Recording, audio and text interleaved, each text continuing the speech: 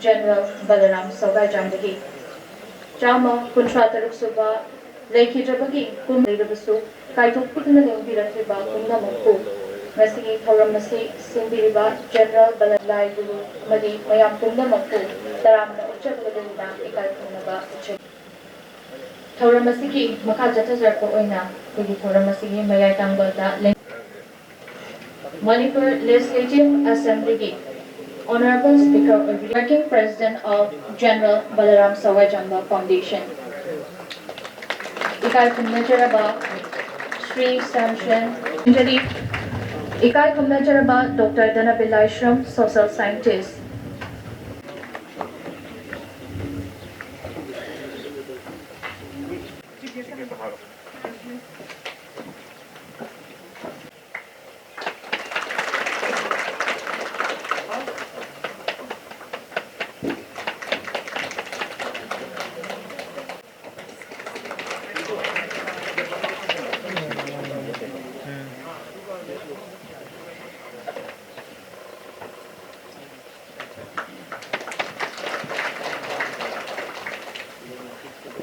makan makai dah lah.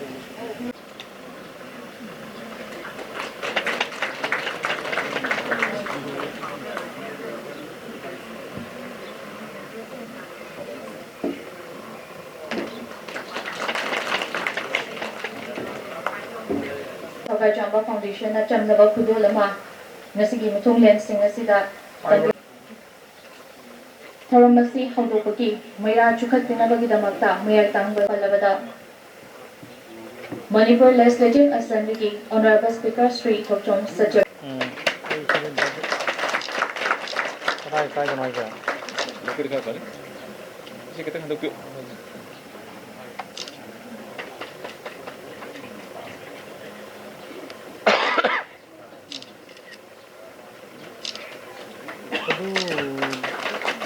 Kan? Mari ko. Kedai ko. Selesai.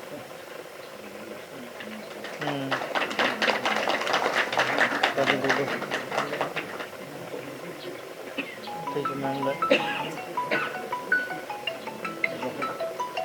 Ya udah. À, rồi đúng rồi.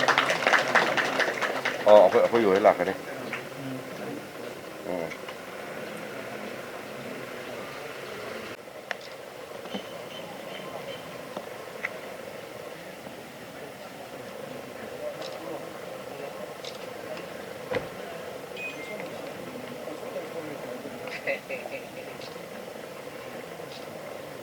Maya की मैदान से जो जगह है ब्रिटिश ना फिरम बस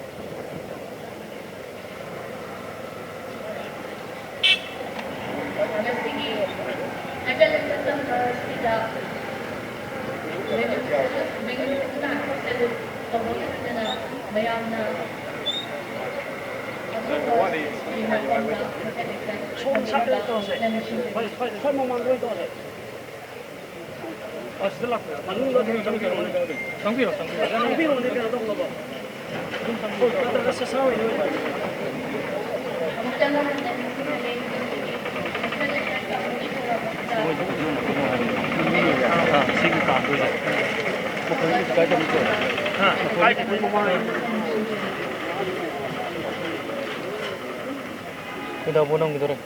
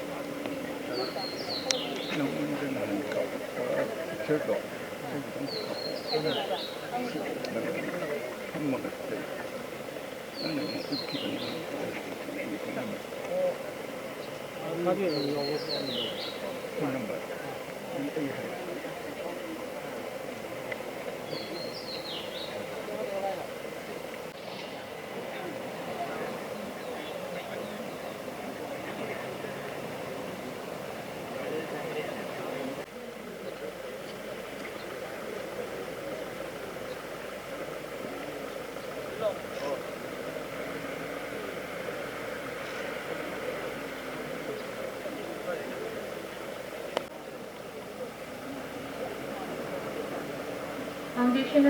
Secretary Nalen Mapur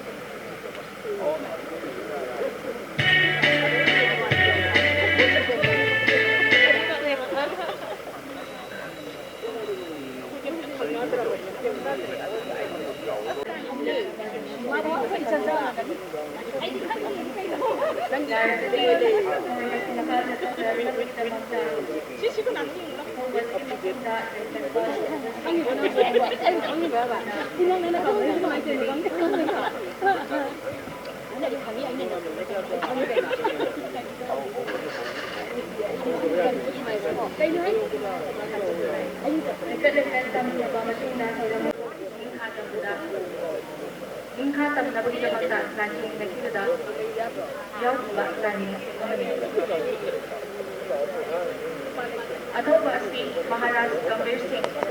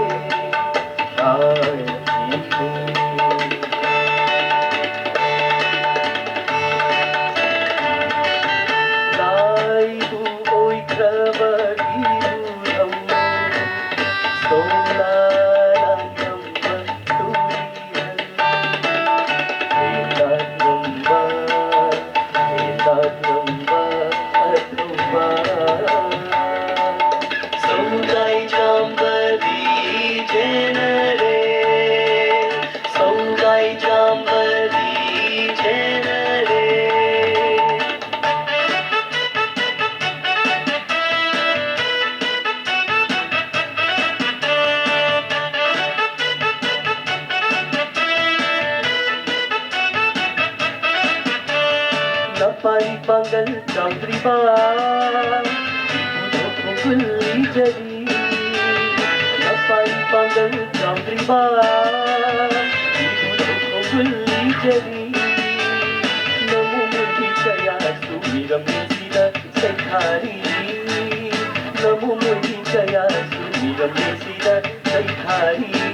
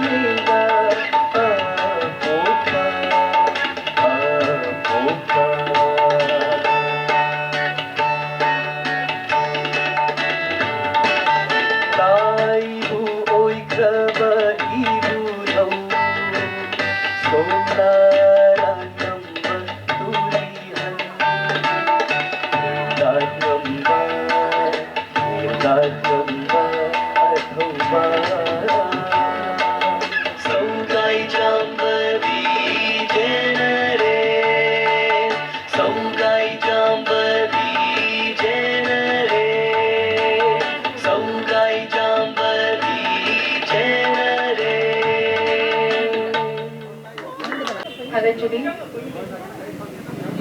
ꯉꯁꯤꯒꯤ ꯊꯧꯔꯝ ꯑꯁꯤ ꯁꯩꯌꯧ ꯏꯁꯩ ꯂꯥꯟꯊꯣꯛꯄꯤꯈ꯭ꯔꯕ ꯃꯇꯨꯡꯗ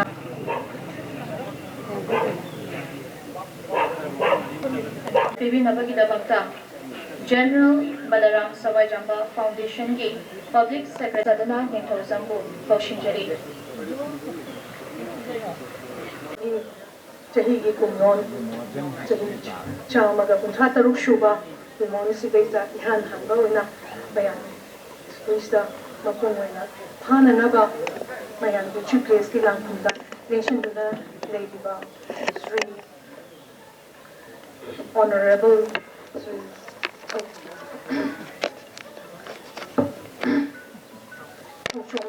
the Honorable Speaker and Manipur Legislative Assembly, Chief ki lang kumda kamay bago yan hana tarama siya bago na hana kurumjen. Loina na nga sige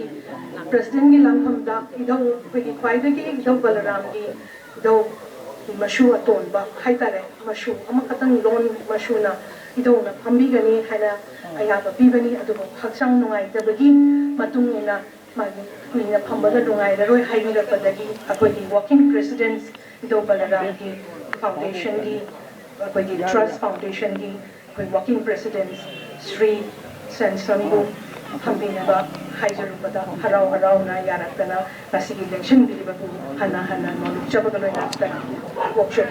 Loina na Chief Case ki Lampamda, Case of Honor ki Lampamda, Apodi Mayamama, Apona Haijarubada, Yaratana. Kung sige election biliba mayam mamang the lating when election biliba case of honor ki mamlang the election biliba Sri and Joy Kumar retires HOD his Manipur ki department Manipur University ki department history ki department ke retires aduba man case of honor ki lang phamasla shipam phamiba Mahakushu, Hana Kurumjati, Amashon, Karam, Moksha. Aduga Loina na Nasigi, Akogi, Yamna well known by Yamna Masakanga Raba, Kanongi, Kano over the shoe, like Prachato over the shoe, Pai the Hena, Maruena, Quena Taza, Badanoi Jaba, Kudi Advocate, Sri, Chong Tam, Norendra Butusu, Karam, Moksha, Loina, social activist, Akogi Laishram, Dhanabi Laishram Busu, Hana, no look over Winana, Kuramjali. Adu, I see Haijan Sajarubada,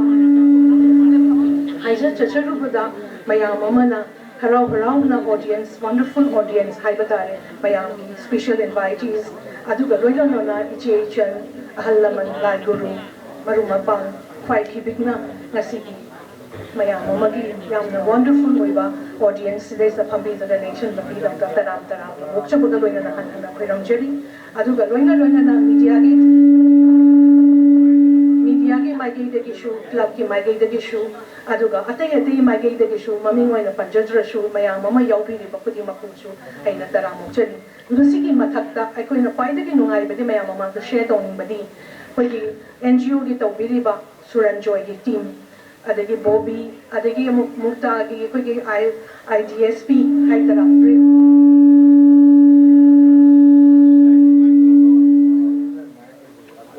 Relief came gi Mayamama ki team. Ako'y namadugi da itogi maming da foundation da ako'y na role model oy na masigi mafam sa daysa unprivileged mayamama pangda bagi mafam mama layre hanad man takpi da kadagi itogi maming dagi ako'y mayam na contribution tawraga muy bu support tawba role model oy na ako'y mayam sinja masida ako'y na mating pangba haybiki wapam da ako'y na tawjuru bad matamda ngasi itogi nimit na haybada haraw na mayam sida lakpi do na the Yabi Bagitamakta, Taram, Wokchari, Amasho, Yamna Nungaiba, Pudum Jabakaluina, I Harau Jabamagalina, Hana, Pudum Jerry. Other than Natana, see fighting voice key, Ichema, with the Yamnushina, Ichema Soros Nolini, finding voice key can overcome the Kikanosu, Idogi like Pavasi, we come again among the how Pava Hoberabani. Masidagi Sina Dogi, Manipur the Ginatana, Indiagi Mapam the Natana. Ako'y world manong dalayba may tayo na kundaraga layraba aduguma mapamda ako'y idawgi wari se paraga audio visual record tawdana miteron gi may khangraba miteron pa thokraba may tayo may ako'y pausu khangde bengali may khaybanatana ꯑꯗꯨꯃꯥꯏꯅ ꯑꯩꯈꯣꯏꯒꯤꯗ ꯋꯥꯔꯕ ꯗꯤꯐꯤꯁꯤꯌꯦꯟꯁꯤ ꯂꯩꯔꯕ ꯁꯤꯒꯨꯝꯕꯒꯤ ꯇꯥꯟꯖꯥ ꯑꯁꯤ makeup ꯇꯧꯅꯅꯕ ꯑꯩꯈꯣꯏꯒꯤ library of Manipur ꯍꯥꯏꯅ ꯃꯄꯥꯟꯗ ꯁ꯭ꯇꯣꯔ ꯇꯧꯔꯒ ꯊꯝꯕꯗ ꯏꯙꯧꯒꯤ ꯂꯥꯏꯔꯤꯛ ꯌꯥꯎꯔꯕꯅꯤ ꯉꯁꯤ ꯏꯆꯦꯃꯕꯨ ꯇꯔꯥꯝꯅ ꯑꯣꯛꯆꯕꯒ ꯅꯠꯇꯅ ꯍꯟꯅ ꯈꯣꯏꯔꯝꯖꯔꯤ ꯁꯤꯒꯤ ꯃꯊꯛꯇ ꯑꯩꯅ ꯃꯌꯥꯝꯗ ꯊꯝꯖꯅꯤꯡꯕꯗꯤ ꯏꯙꯧꯁꯦ ꯏꯙꯧꯅ ꯇꯧꯔꯛꯄ ꯀꯟꯇ꯭ꯔꯤꯕ꯭ꯌꯨꯁꯟꯁꯦ ꯑꯗꯨꯛꯀꯤ ꯃꯇꯤꯛ ꯌꯥꯝꯅ ꯀꯟꯇ꯭ꯔꯤꯕ꯭ꯌꯨꯠ ꯇꯧꯏ ꯑꯩꯈꯣꯏꯅ ꯇꯥꯖꯕ ꯅꯤꯡꯁꯤꯡꯖꯕ ꯈꯔ ꯃꯌꯥꯝ ꯇꯝꯕꯤꯕꯒ ꯇꯥꯖꯕꯗ ꯅꯠꯇꯅ ꯑꯁꯦꯡꯕꯒꯤ ꯃꯌꯥꯝ ꯑꯃ ꯀꯩꯅꯣ ꯇꯧꯕꯁꯤꯗꯩꯁꯤꯗ ꯑꯩꯈꯣꯏꯅ ꯃꯆꯥ ꯃꯁꯨ ꯑꯣꯏꯕ ꯈꯔ ꯈꯛꯇꯅ ꯆꯍꯤ ꯈꯨꯗꯤꯡꯒꯤ ꯄꯥꯂꯣꯟ ꯇꯧꯕ ꯆꯍꯤ ꯈꯨꯗꯤꯡꯒꯤ ꯑꯣꯕꯖꯔꯕ ꯇꯧꯕꯁꯦ ꯑꯩꯈꯣꯏ ꯁꯥꯒꯩ ꯈꯛꯇꯅ ꯄꯨꯟꯁꯤꯜꯂꯒ ꯇꯧꯕꯁꯦ ꯁꯤꯒꯤ ꯃꯇꯝꯁꯦ ꯑꯩꯗꯤ ꯂꯣꯏꯔꯕ꯭ꯔꯥ ꯍꯥꯏꯅ ꯈꯟꯖꯩ ꯃꯔꯝꯗꯤ स्टेटने रिकॉग्नाइज तौबीबा स्ट्रेटना माइसे पुखत्पीनबा मसिगी मयाम पुनमक्सिना अइना मयाम पुनमक खुरमजरी मयाम पुनमक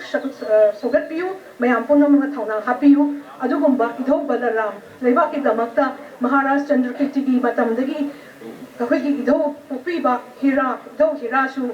मणिपुर लेवीदा यावगिबा नंबर 18 ओइबा अदुगा इधौ बलरामना मणिपुर लेवीदा यावरगा मपा मचा अनि यावरगा मागी नंबर ना 37 ओइबा अदुगुंबा फैमिली generation सिदेसदा अदुगुंबा generate तौदना contribute तौरबा इधौगी चावग्रबा महाराज चंद्रकीर्ति मतमदा यावगिबा लांफम मयामदा मंगोल ओइरबा पौरखिबा पुरखिबा मयाम अदु मदुगी पुतमक्से स्टेट ना रिकॉग्नाइज तौबिबा दरका ओइब्रा हेबगे एगी थाजबसी अदुमति ले अखोगी मंगजरिबा मंगसे मयाम पुनमकना सोगतपिरगा मंफाउनबगी मचा अमना मशु अमा ओइना अखोई मयामना निजरिबसे मयाम पुनमकना पिनबियु हाइबसे जे मयाम हेगेनि असिगी ड्रीम से फुलफिल ओइनबदमक्ता मयामदा हन्ना हन्ना खुइरमजरी सिगी वहाई खरर सिगा लोइनना अइना थमजबगा लोइनना सिगी मतंगसिदा टेंशन जगे हन्ना हन्ना तरामना वोलकपगा लोइनना आई खुइरमजगे अदुगा मलक्सिदैसे कैनोप्तगा मयामदा आई खतंगा अखोइगी कंट्रीब्यूशन इधौना करि तौगिगे सांगना सुंगांजर पॉइंट खतंग थमजगे मुक्तागी रिलीफ कैम्प दा अखोइना केदोबै फोकस तौरिनो हाइबसे मतम खतंग अलाउ तौबियो सिगी केदोबगी नो हाइबा मतमदा अखोइना पाउ फंगजबा मतमदा मुक्ता सिदैसा चेंग हवाई गवर्नमेंट पीबदा सरुक योबंगम का चिंदो कोइबनेना सरुक फंगदे खाइलपदिदा अखोइना अंडर प्रिविलेज ओइबा क्वाइदगी हनसोथबदा अखोइन इधौगी फाउंडेशन ना मोइदा मतेंग पांगसे हाइबा मतमदा अखोइगी मरुप अखोइना याम थौना लेबा रिलीफ कैम्प ओइरो मा ओइरो सर्विस मनिंग हंदबा बॉबी उते लेखपिरो प्लीज बॉबी मुक्तागी कामु उते लेखपियो कोइ मयामगी अदुना मयाम सिनमक्से रिलीफ कैम्प दगी लाइना ते मयum मई चाखरबा अदुगुम लेग्रबा मोइबु खोइना पीरिबा थौना हाइजरबा मतमदा मोइया कोऑर्डिनेट तौरगा खोइना मोइगी करी वालेन हंगु मतमदा चाना खोनबा मयाम पीबा चतदा खोइना मोइगी नीड्सु करिनो ना खंगपदला मोइ मई लेतबगी इलेक्ट्रिक लेतबगी स्कूल ददी डे टाइम दा मई खतम फंगजबदा नतना नाइट टाइम ददी मई लेते अंगांसिंग there are 75 children 195 inmates all together 75 children दगी लाइरिक पानबा मई लेतदना लेबदुदा अखोइ इधौगी तरफदगी अखोइना खरम खोइ मयाम कोऑर्डिनेट तौरगांदा सोलर लैम्प थंगतना मोइ लाइरिक पाबा ममित उबो फंगे सीजन अनदर पॉइंट अतोप अमना अखोइना मुक करी उरके हबा मतमदा महोइ सिंगसिदा काउगा टाइडअप तौनरगा कोइगी फूड एंड टेक्नोलॉजी की यूनिवर्सिटी की कामुगा टाइ तौरगदी इंटरप्रेन्योर ओइनदबा मोइदे सेंथो अमा लेनबा इकोनॉमिकली एम्पावर तौननबा दमक्ता मकोइदा हाइजरु बमतमदा दिनना याम हैप्पीली याले मसाना फ्री ऑफ कॉस्ट दा ट्रेनिंग पी 1 डे ट्रेनिंग पी अकोइना मटेरियल पुथोई असमाइ तौदन ट्रेनिंग तौना मतमदा मोइगी इंटरेस्ट ऑफ कैनोसे दुमति वांगी अदुना इंडिजिनियस फूड हाइटू हाइक्रू अदुगुमा आचार मखल मखल मयाम पापर साबा अदुगुमा मयाम से तौबन तमदा मकोइना मदुगी प्रोडक्शन जे पांदा योलबीरगा मदु इनकम लै कपई याम नोइते थमोइ सोई अंगांग सिंगा मदुगी मयामगी एफर्ट तौंगमदबगी थमोइ नुगी वारी दो ताबा मतमदा अखोइना मुक करी खलई लोइबा नाइदे वखल दो उरकपनिना अदुना मखोइगी लारिक तमनबा ट्यूशन तौनबा नोइ मयामगी लैबा मतमदा ग्रेजुएट की अनि यम खतंग आइडेंटिफाई तौरो अदुना मंथली अखोइना नोइगी दमक्ता नॉमिनल्स ओइना खरा खरा पीरगा मासु हिंजसनु अदुना 3000 पर मंथ की 6000 से अखोइ आखोतिंगे पीरगा अंगांगसिंग लाइक तमनबा मोइ मनुंगदगी इनमेट्सना अदमाइ वर्कअप तौर अंगांगसिंग दो लाइक हेनबा होनबगी अम्मामीमा अदर अतोपा मना अखोइना मसिगी नीड्स यंगको मतमदा टेलरिंग की मेचिन अमा पीबा दरकार लै फोटो खोपा सगाई तुगाई बसिंगसिगी अदुना मखोइदा अखोइना अमा लैरगा डोनेट तौली खै इधौगी फंडगी masina atopa ama oiraga hojik akoi na ngai idogi function chi loiba ngai bani makoi training tharu bana training haire aduna free to bagi training haira bani na training pini bakamuna noi product se turo akoi nangi yon bi bagi pot se akoi na diet loroge noi na thara yon be toranu hai bagi understanding am la badagi now I'm waiting idogi function chi loiba ngai bani to donate another 2 swing machine idogi tarap tagi pi bang amna na ba akoi na am ponari aduna idogi function chi loiba ngai bani aduna shigi pot se on the line aduna ya nungshi ba mukta haire mani mukta adumai langba pami sumai na role model koi ba mukta si akoi na mapung phare hinjaba ngamani haiba matamda mogoi mayam na machu macha mashu mayam sinji benefits mayam sidagi ngamjarani haiba matamda akoi atopa relief camp amada su mateng pang chatkani ba sigi masi matomda natana akoi na mukari mu khalige haiba matamda makoi na mu toilet ki nupi gi di puki mapanda leibani privacy ma lei masi bobi noi mayam na tawna bathroom ma saraga nupi mayam gi privacy do maintain tawna akoi na sarre ko sigi su akoi na malki needs pot ama yenguna di khwaidi gi need to akoi na mi kudi ma to hinghanna ba paisa kudi ma pi ba ngam da bani na akoi gi government sunate aduna with a little help kana main to roga mi amana group amamna kyam support to ba ya ge haibagi pot adu angle to the walk to roga adu main to roga sim sa gi bani aduna akoi mukta se adu mati yamna pressure oiba yam nungshi ba moi gi kano se noi ka ta natti akoi leiri noi wa ga nu haibagi wakhal do pi ba ngam se akoi gi idhauna pi ba thauna ne ba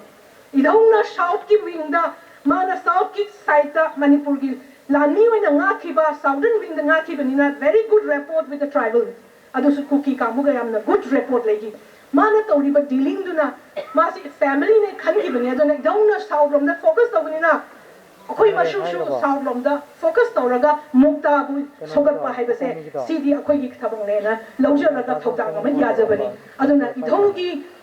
akoi na idhau pa da ram gi damakta state da saruk ama phangna bagi hona bagi mangse mangphau hanna biu hai ba se aina mashu ma oina mashu nupi ma ina ni jari shi po henna ba ma pona mo shoga piu hai rag mata nga se tension jage hanna koiram jari hanna na tarama Thagachuri Hogi Foundation asigi Publicity Secretary Oibiriba Ikai Khumnacharabi Dr. Sandana Ningthozamna Taramna Upugi Walwal Thambirambagi damakta Mathang asidi amuk kaushinjari Ikai Khumnacharaba Saugaijam Risikumar Singh Thauramgi Nungi Oiba Wafam Keynote Address Pibinabagi damakta amukahana kaushinjari Ikai Khumnacharaba Saugaijam Risikumar Singh Shri Thopsom Sitabata Singhu Kai Khumnachari Winana Mayai Tangban Election Biriba Pugi Samson Working President Janayam Baram Foundation Thabak Tigi Potha Bikraba Nasi Mithunlen Singh Marata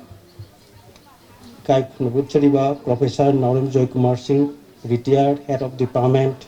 History Department Manipur University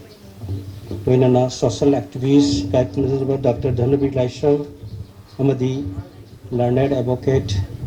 Miyangi Social Activist Columnist Obiriba Dr. Songtham Narendra Singh Advocate Namak Amadi Thormasibu Batun Phangduna Lengbirekliba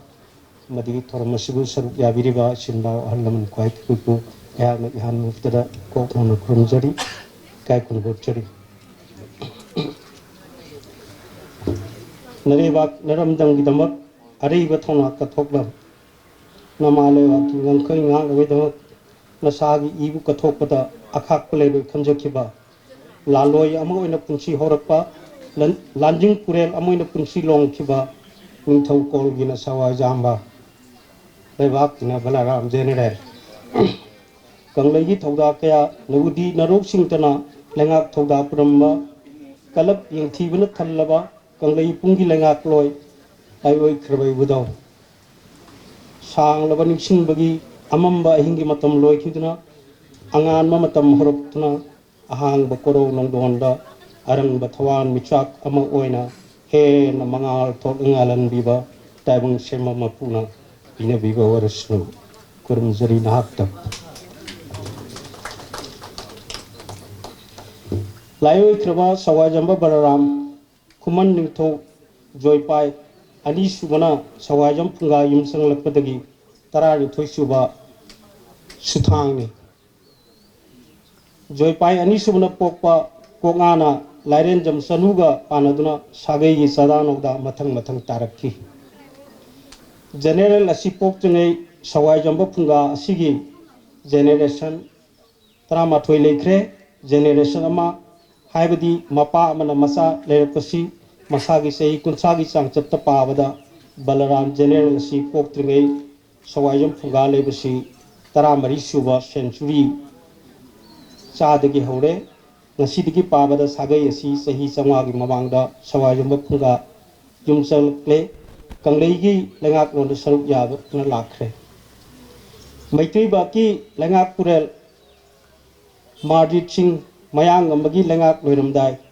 loksing chawi mama malika gi pibuk ngdagi sawajam bagaram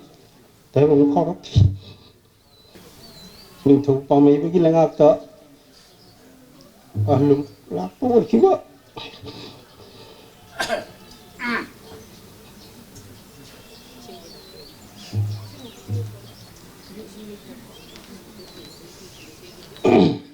hari singagi masanupa mari manungda aton mani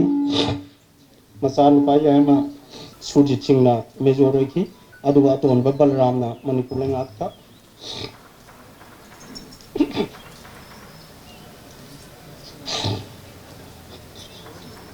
general ki pampun pai ki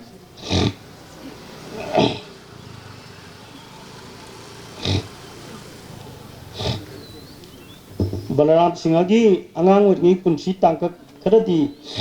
Manipur ki puwari da onthok pan tan pan mamu oiki English ngam ga chani pan tram panda nithau margin na palingai matamda awana landarakna awai kutta maithi riba matungda margin na lengak thadoktuna kasada sianki awana Manipur bu khuntak lansian ke matung Juvraj Gambhir Singh amasung pomina do manau narsingana lusingduna British ki mateng loina maitai bagtagi awasung takthokhi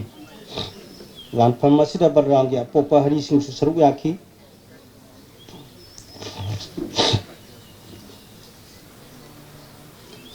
Hari Singh Nuthu Gambhir Singh agi yamna thajaba misik sing manungda amani aduna Hari Singh bu ahluk lakpa haiba phamasi pahenduna lengak ki thogang jahan ki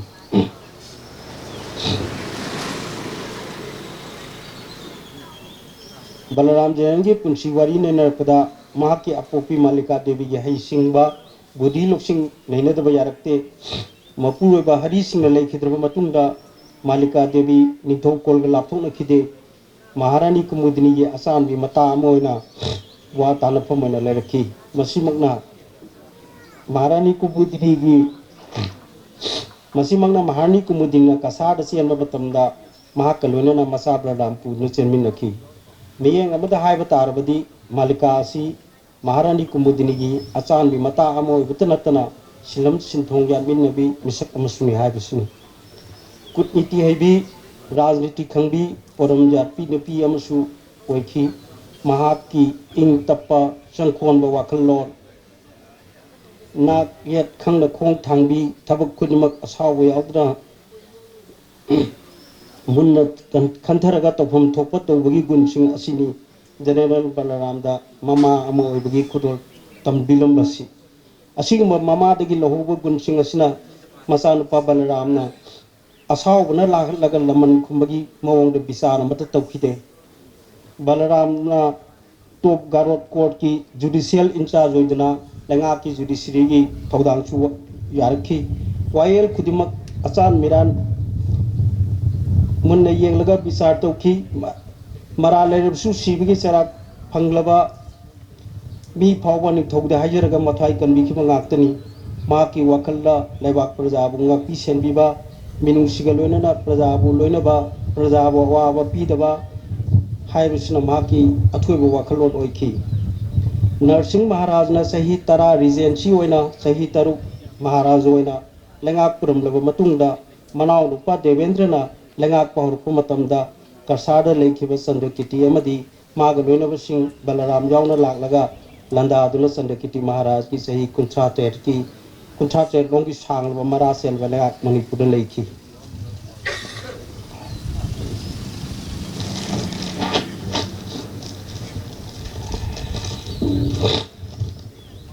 लेंगाक्ता सवाइजम बलरामना कोयला तुलिहल majeure ओइना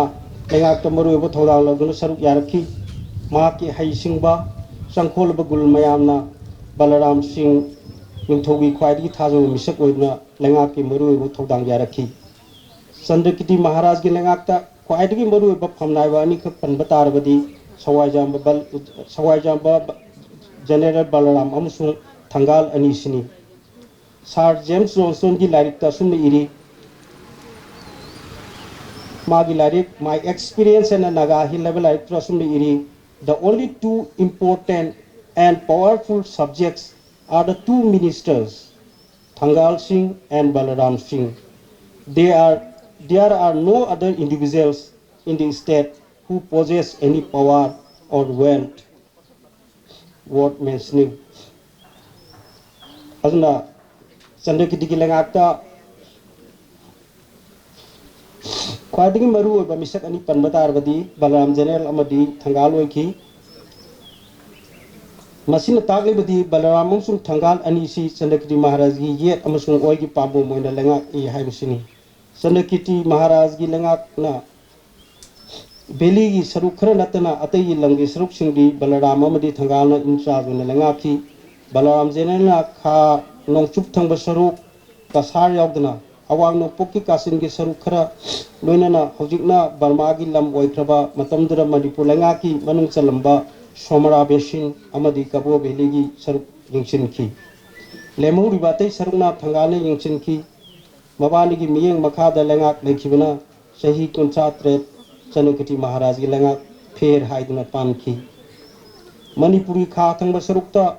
cookie सिंगना तोयना लेंगाक्ता सिंगरपा अकन अकन बिरांग क्या तोयना होरपा मसी पुंबा बलराम जेना high सिंगना नमथन जो थंखी मतम दुगी cookie सिंग इरांग नमथन बो होनबा अराइबो इखिदे अदुगु मागी high सिंगना cookie सिंगी लेंगाक्ता singer सिंग मपुंग फाना नमथकी अमदी निंथौगी लेंगाकी मखादा थंखी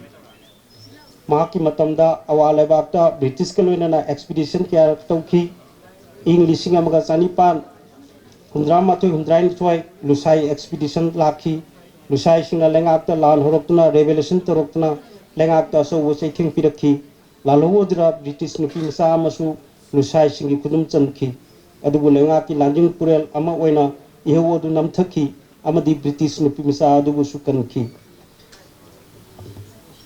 लुसाई एक्सपीडिशन नसिबु माय पाकपगी खुदम ओइना चंद्रकिति महाराज बलराम जनरल अमदी अतई अंगंब खरगी खोंगुल नुपाक तहक्तुना ममिंग थारगा शिबु हाइरिबा मफम अदुदा नुंग युंगन थंखी मणिपुर सरकार ना मफम असिबु निंगसिंग खुबम सेमदुना हिस्टोरिकल प्लेस ओहेंदुना अमदी लम कोइबसिंगी पुनिंग सिंगचनब मफम अमोइना सेंगोतखी अदुबु हंदकी अहुम सुब मेरगी यहु असिना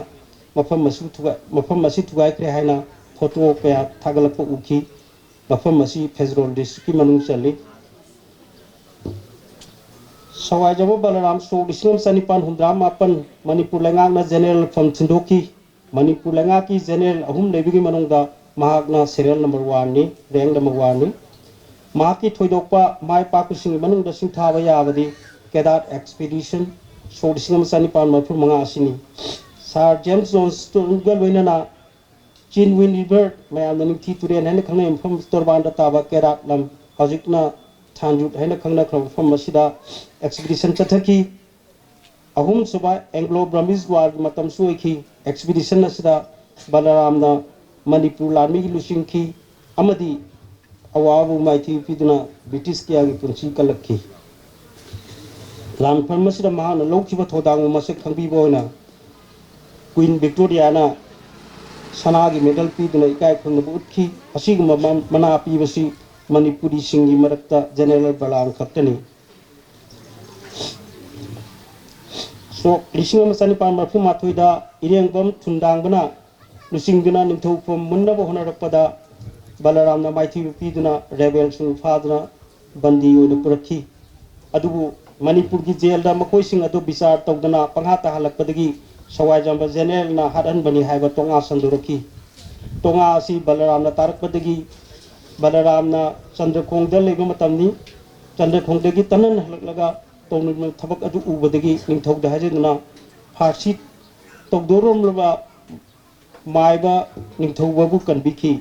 हाइनबा Lekhi नथवाइ हिंगलबदी सवाइजाम the संजौ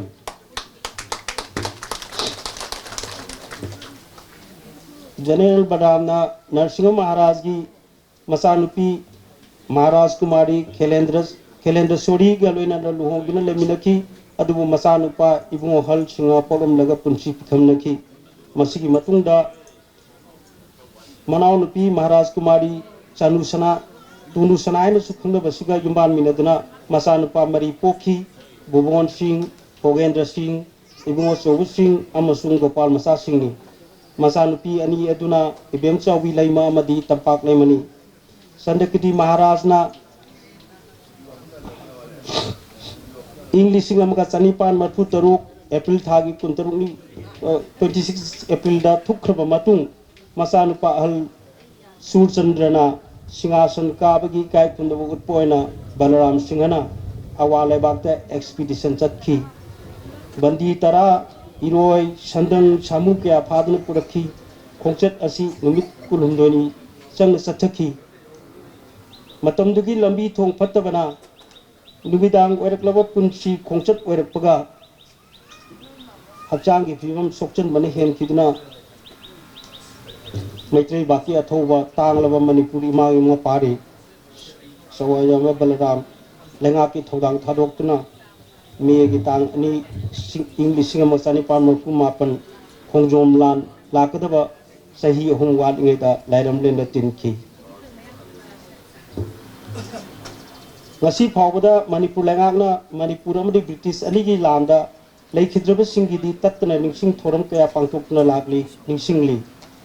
adubu manipur gi ngakai kanabgi lanphang kaya da saruk yaraklaba expedition kaya da manipur lanmi gi lusingbo oidna thangnaba lebak singi lan kaya thengladna ningthau khubam chedan khiba lebak asigi ngakai kahendna ngaglamba tajing purel oiramba general banam di British की लांदा सरुक याहुद्रबना लेंगा की निक्सिंग थोरंग कया दगी नाथैबिरी महाना तोजरंबा मणिपुर की ngमखै काहेंदना बखोन थेंगनखिबा लानफम सिंग अदुदी पुवारी की ताबु नुंग थंबिख्रे निक्सिंग बगी mummy सामनख्रे लेंगा नसु काउबिख्रे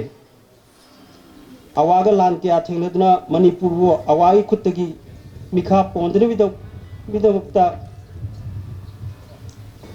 लेबाक सिबु कनबदा लानफम सिंगुदी कनबगी लानफम सिंगुदी लेंगा न काउथोली निसिंग बिद्री नाथै बिरी मखोय बुसु मणिपुर लेंगा न निसिंग बमतम यौद्रिबरा लेंगा न काउ परे चनख्रबा अथोबु सिंग असिगी निसिंग थोरम पांगथोकपा मतम चाद्रिबरा हंगलिंगली लेबाक न लेंगा न तविमल अमदी उत्प चुमरा खंजै मणिपुर लेंगा की तंखाय अमा नाक सेंजरंबा मिसक अमबु नाथै दो थंबीबसी सुमदबरा खंजै ऑनरेबल स्पीकर ना लेंगा की पुनिंग चिक्सन बिदना अखंग अहि ताना बिरगा जनरल अमदी लेबाक की लेखिद्रब सिंह की निक्सिंग थोरम अमा सही की ओना पांथो हनिंग जबा थमोइद फाउजै फाउंडेशन की थवाखल दसु लेजै वाफम खरजि थमजरगा जनरल बलरामबो तेतकना सक तकचबि वाफम खरज थमजरगा एम फमजर टेंशन जग इकाई खुमनजरबा सवाइजाम ऋषिकुमार सिंहना थौरमगी नुंगी ओइबा वाफम कया थंबिरमबगिदमक्ता थौरमसी मखा चथजरप ओइना थौरमसी इनवाइटीस ओइना लेंबिरखलिबा कोइगी रेडियो ड्रामा गे अहिबा इकाई खुमनजरबा अरिबम राजनी कुमार शर्माबु थौरमसी का मरी लेना तेंतकपा वाफम खरा थंबिनबगिदमक्ता नुरुकना कौशिंजरी ngasiगी कोइगी थौरम जनरल सकाइजांबा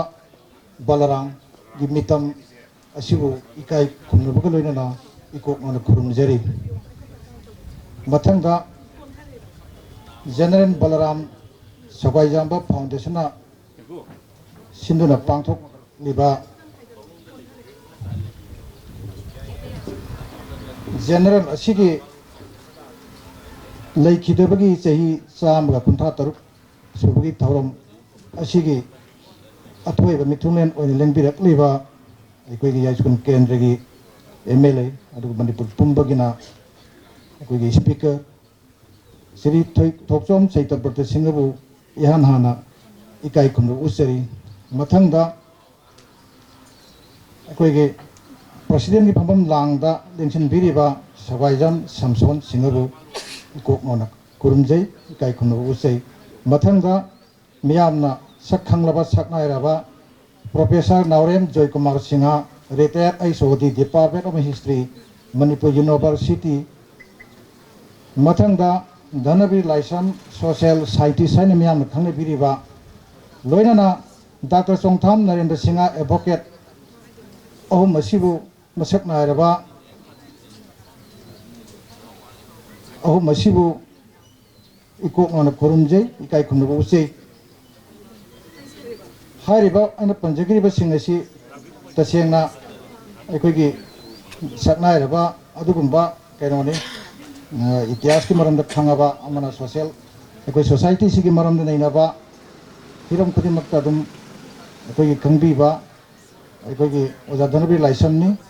अखोइनदि मुन्ना खंजै अदुबु ओजा सिंगदि खंगबिरम अखोइना अफावबदि ओजरुदबना सुमनगी धर्मा इजबदने एदि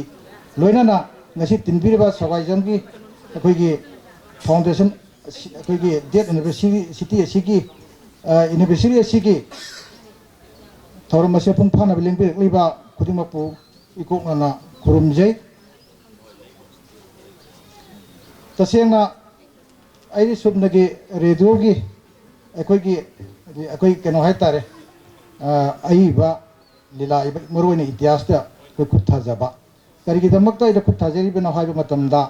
अखोइना नाथैरगा थंबीबसिंग हाइदि फाउदी फाउबा मसक नाइबसि ओइबा मागी थौदांग यामना चावना लौबिगिबा इतिहास की तांकक कयादा अदुगुंबा सुम तिजबनी अदे आइगी इमासे कोई लाइसन निगोनी इमम लाइकाइसि लैबनी अखोइना नाहा ओरिङैदा इथौसिंग वरिसि लिबि करमाय तौबनो हाइबा तना सगाइजबगी इमुंग असिदि अनिसुबु कुनुंगुंबनी होजंगा सादना समाय चावना लेरमी अदु ओदा कायना कया थौसारुति अदो कोना थेंगा कांदा लाइक खरा थेंगजे सगाइजांगि बलरामगी मरमदा इबा अदु सोपुंग फादि आइना मसी अमतुम धर्मा इरगदि फजगनि से यामना पुनिंग नुसिरई हाइना खंजै अदुबो मसी इनो मसा थिरको मतमदा अखोगी इताव इबुंगो पोखरमुंगी सनातोंबा सिंह कोई मांग लेंसिन दुना लेबिरी माकी मपानदगे इताव अदुदि कैनोने एता चंगसी अदुगो मसाखिंगु फमनि हाइदि वरी सगाइजाम बलरामगी वरी सगाइजाम इमुंग मागी फैमिली खंगदुनि मन खंगमनि हेंगनि सुंगनि अदुदि इताव हाइना कोई चंजरक्तना राधाविनो सेवेट बोर्ड के थेंगरे अदगी बोर्ड असिना लाइक अमखक पीबी लाइक सिना मरो मोरगा इन पाबसि याम कुइना पाग से हे मरम पाइ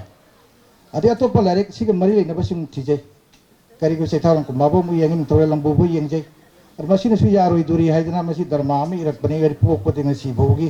लाकदुरिमनि अदुने हयं रेडियो आइबिसि याम अथॉरिटी ओइद्रगदि मखोइ लौदे मखोइ अप्रूव तौदे अदुगा अमरोमदा आइदि इतिहास कार अमसु नसदे यामना फावम ओइदबनि नसि याम पाखसे अदु याम लाइबक फदना धर्मा असि इबु लोर मतुंग एप्रूव तौदन लोरे सनादब दंगाइरे अदु मसिदा थेंगो अवाबा कया थेंगे अदु अहल इबुंगो सिकि नुंसिबा मागी कथोक मयामसे अतै इमान मानदबा मागी तोंगानबा मगुन अमा लैबसे अइना उजे लाइक सिबि फदना मयक सेंग यावबनि अदु मसि कनानसु सैथाबिदना तैबा तौ उदि अदु इन खली सगाइजामबगी मै करेक्टर सि मै फैमिली सि लोइ चेलबा जाला हाय करिगन मिंगोंदा हाइनिंगदबा आई अदुनि काय उनिंगदबा सो तौनिंगदबगी पोछि यावरबा जाला हाइबसि गैना यामना अदु तसेमके हायरगदि सगाइजाम बलराम तेंतन याम सांग लौजरोय मरमदि आई इतिहासकार अमनसदे सुम धर्मा इबे दुदा धर्मा दुगा सानाबा लाइक सिंग कदु पाजबदि धर्मा सि इजबनी मना हुंदोबा याबि इतिहास याम लुइ येत कदबा याम थोलकनी मरमदि साजलगी इबे याब वारी नते अदु धर्मा ओइबनि धर्मागी मसक अमरि लई मसक तुदा ससबनि मसक अदुदा मागी पाटा समना हरबदा सगाइजाम बलराम सिंहसि लिसिंग अमगा लिसिंग अमा चानिपानगा सुन मंगा द मासु पोइ अदुबो मतमदि कुथि हुंदोपने सिंग चटनबि लैबना मागी असेंग सहीदो अइगा कुलचंद्रना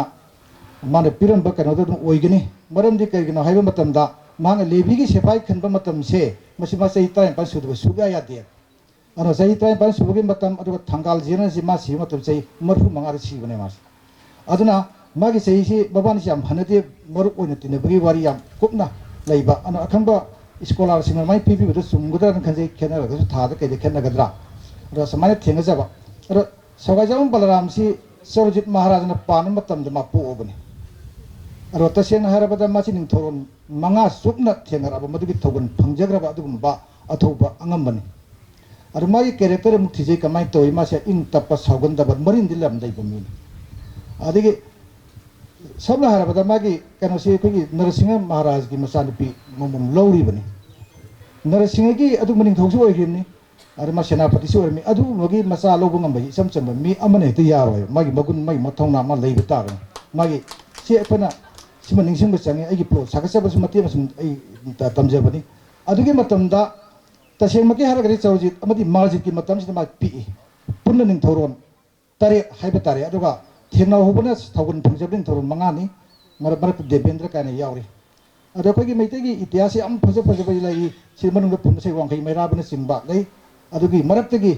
ꯑꯩꯈꯣꯏꯒꯤ ꯁꯒꯥꯏꯖꯥꯎꯕꯝ ꯕꯂꯔꯥꯝꯒꯤ ꯀꯦꯔꯦꯛꯇꯔꯁꯤꯅ ꯇꯣꯉꯥꯟꯕꯅꯤ ꯃꯥꯏ ꯃꯁꯛ ꯇꯣꯉꯥꯜꯂꯤ ꯃꯈꯣꯏ ꯈꯨꯗꯤꯡꯃꯛ ꯃꯔꯩꯕꯥꯛ ꯅꯨꯡꯁꯤꯕ ꯉꯥꯛꯇꯅꯤ ꯃꯥꯒꯤ ꯃꯊꯧ ꯇꯣꯉꯥꯟꯕ ꯃꯑꯣꯡꯗ ꯎꯠꯄꯒꯤ ꯋꯥꯅꯤ ꯂꯣꯏꯅꯃꯛ ꯑꯩꯈꯣꯏꯒꯤ ꯏꯇꯤꯍꯥꯁꯁꯤ ꯐꯖꯕꯅ ꯄꯤꯛ ꯊꯜꯂꯤ ꯑꯗꯨꯅ ꯁꯒꯥꯏꯖꯥꯎꯕꯝ ꯕꯂꯔꯥꯝ ꯑꯁꯤꯒꯤ ꯃꯥꯏ ꯀꯦꯔꯦꯛꯇꯔꯁꯤ ꯂꯩꯕꯗ ꯃꯥꯁꯤ ꯁꯥꯎꯒꯟꯗꯕ ꯏꯪ ꯇꯞꯄ तसेंग है माने यम कन फगलप चंद्रकेतु महाराज की मतमदुनी लाइक थेंगजबद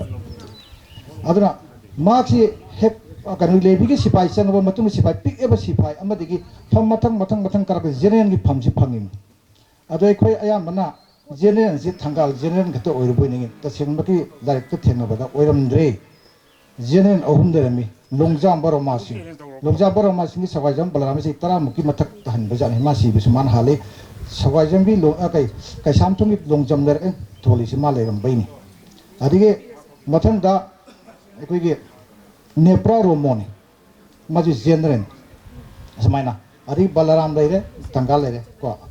कनो कोई तंगाल जेनेरल लेरे माना अकोन बद फंगबनी खर थेम फंगे असुमना लेबा अदुगा अतैगी जेनेरल ओइबगी पोति कया पुथोकना उत्ते अखोय कया थिनति मरम से अखोयगी like si sum thana iragasu aina hajito badi sum ka koi kan kar ngang basi ngak pigani ya wa ngang wa hije banati sum aina nungsidra si jan sagajan ba jenen asigi maram dharma iubaga lorana ai ma ngonda pura ngauro bani marama pura ma gi kan si tawna sahi maro ne ngaw ngat pasi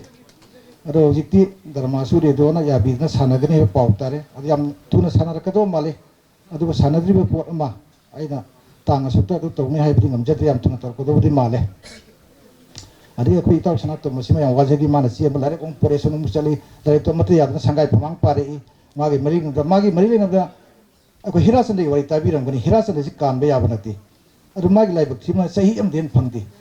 1821 दगी दी चैथारन कुमार बद मागे वारसी याव बि करी न थी फंग फंग मुद खरे अति लु याव अरु मसी करी नुम देरम तारे दुदी थाइरेगे निथौगी मोई खरा चक चक दि फंबालान असी यम साथीबा कनोनी फंबालान से आलत लो फंबालान से दा हुजिके सवाइजाम बलराम के केरेक्टर समाय तौगे दा मासे निथौ मचान पिछलो अदु मागी निथौगी मिशन चंगदा निथौमसा माय सबमान उयो अदु कनाम तन मासी लान लौदब ngam से खुदम रस अखोगी बरा जाबगी लाला वइसे बरा जाबगी नरसिंहगी कनोने मसाने बलराम की मसेन माना लान हरपुद मा यावदी मागी मिशन चंगदी मायोक्तसु लेती अदुवा मतुंगदा सुरचंद्र निथौय मतुना फम दुम पाय माना लाल हो यार मगदी फम पाय फंगदरा अदुवा पावनादी जेन लेयो अवाब तागी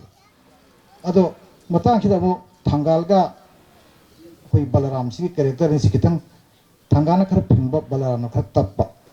अदुगा वखन फजना थादाबा मणिपुर तंखाय मोय ngamin thong ya pibna singi lam sumna kan thangबगी माना ngai अदुगा सिगी वारी इन डिटेल दुदी अखोगी ममांगी तामुरी सिना फजना इन डिटेल कोई तकबी खरे अदोइना यामना हंजना ngangoबगी सिदर का लेत्रे अदुगा तसेन कनोना बलरामना सिदोसिना सोमरादा ब्रिति कैंडिडेट क्या थाइगी मिंगसे सिसु जेनरल बलराम सगाइजाम हाई सगाइजाम बलराम हाई थाइगी लोने टिकेंद्र जी टिकेंद्र हाई टिकेंद्र जीत सिंह बीर है मुसत नहीं बिन adagi ekona takar kai mai taka sai bai basi ityas ibisi yam bwa dharma das kan mai thaining thon kai kong mai lo sigi lo si ne ya bam tuti maram tu mai oi basat ne bi adagi mai ima da ka apok he ko gumba adagi pantho kai se akoi ipan patho ipan nai si ipa de oi si ne ima de su si ne samai to ba si ma wa na kayam thing lon ari pam chi de yarakte sina ai i bagi line sum hokdok se bani aduna somra gi lan si salur matung da ma masagi sei marfu ni su ahal adu or basi lan sa punga me adu matang si lan hai ta hana na to bui wana te thai ni san ko phambal thong masa sing si jaga to sa pha me khang de mai activity se kut pasi sat na ram ja ne adiga mo ko loi matam dagi ai be lai sing di loi khom ka ta phun ha ta mun na to bui mo sa na bi ni mai iri se madu bang na tu mun ti to da ja ne maram di kai na ta tongan mai ki ke no itni group masa masa sing gi matai le tribal sing si yang waja ba maram di mun aso bom de pun dra ga di adu masi pun bagi saruk amoi na noi su koi share yaur bani khainer ga tawri bani adu ko mai dai su dum sama to maram di koi loi pot ka no kai lalu ka ban kanar me se koi pali punari khaineri ni samai to leiba ama salai ni leiba ama salai be si economy gi makha poli matam lai thadra prante mai ka lai pesa no to dido adu hari be si sawajam balaram na manipur gi matam digin thok pali ni economy gi matang da sen thumi pyum ni hengar ba samu par samu yo ni pramahat yo ni adigi kasara yo ni asmai to ba sawajam balaram leiba ki pukai ju haijan ba sigi thabuk ki torami boundary matang torami sampata smaija bada ari maitai mayeki ma torami adigi patna rekole maitai meje bengal gi no phongi ni ngan mai matam sida dharma gi ihanan torami ma sedugum ba ari sigum ba makhan makha kaya suna koigi thabuk pamthok khiba inthau palingai matam da yamna thabuk tawjaram ba asigum ba saknai ba koigi general sawajam balaram asigi function asi koi state ki thakta ane sumu jabada koi honorable speaker su koi kendrani abi masana su spoidna to ngang bani masi state ki thakta pukchaningi maramdi mahakumbasi atangbo oi matam dugi ma thabak am tawjarami ma ka tawisi lan su to ngotana singmi isinau sing siga yanaba porakpa khanan da basi ngami mai sakti atanbam lan I nai ta na basi ma pam de adi matam dharma si am kana salam bajane laisan mantop sarna lai ga la me hai ga tha ping ko he lai ru ti som le ra ma le ga tha kum da smat lai suning ba mathong na su le ba le ba ke ta to ba tu gum ba ke no ni aphaw ba ko gi jenen balaram ko gi sawai jam bhai si ko iste ke tha ta onre bana ko gi kari kari leiba ke si pukut na paya ba dai ba soina ai kana bigani na kan jai adu masi ha jera ga ai mayam dagi bidai lo jera ki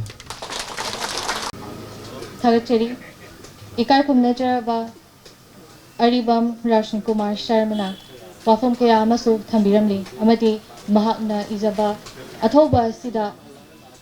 base toba lila ama radio da tahan bigani haibasi wafam asi tajaba kanda adukimate harauba nungaiba phongdokchari maramdi asigumba itihas ka mari leinaba wari singbo sing ase akoigi hogulakiba naharo sing amadi leiriba miyoi sing asida khanghanabagi tanja ama launabagi thodang lauri haibadumak tajabada nungaiba pokchari amadi adombuso amuka hana thagatpa phongdokchari ikai khumna jaraba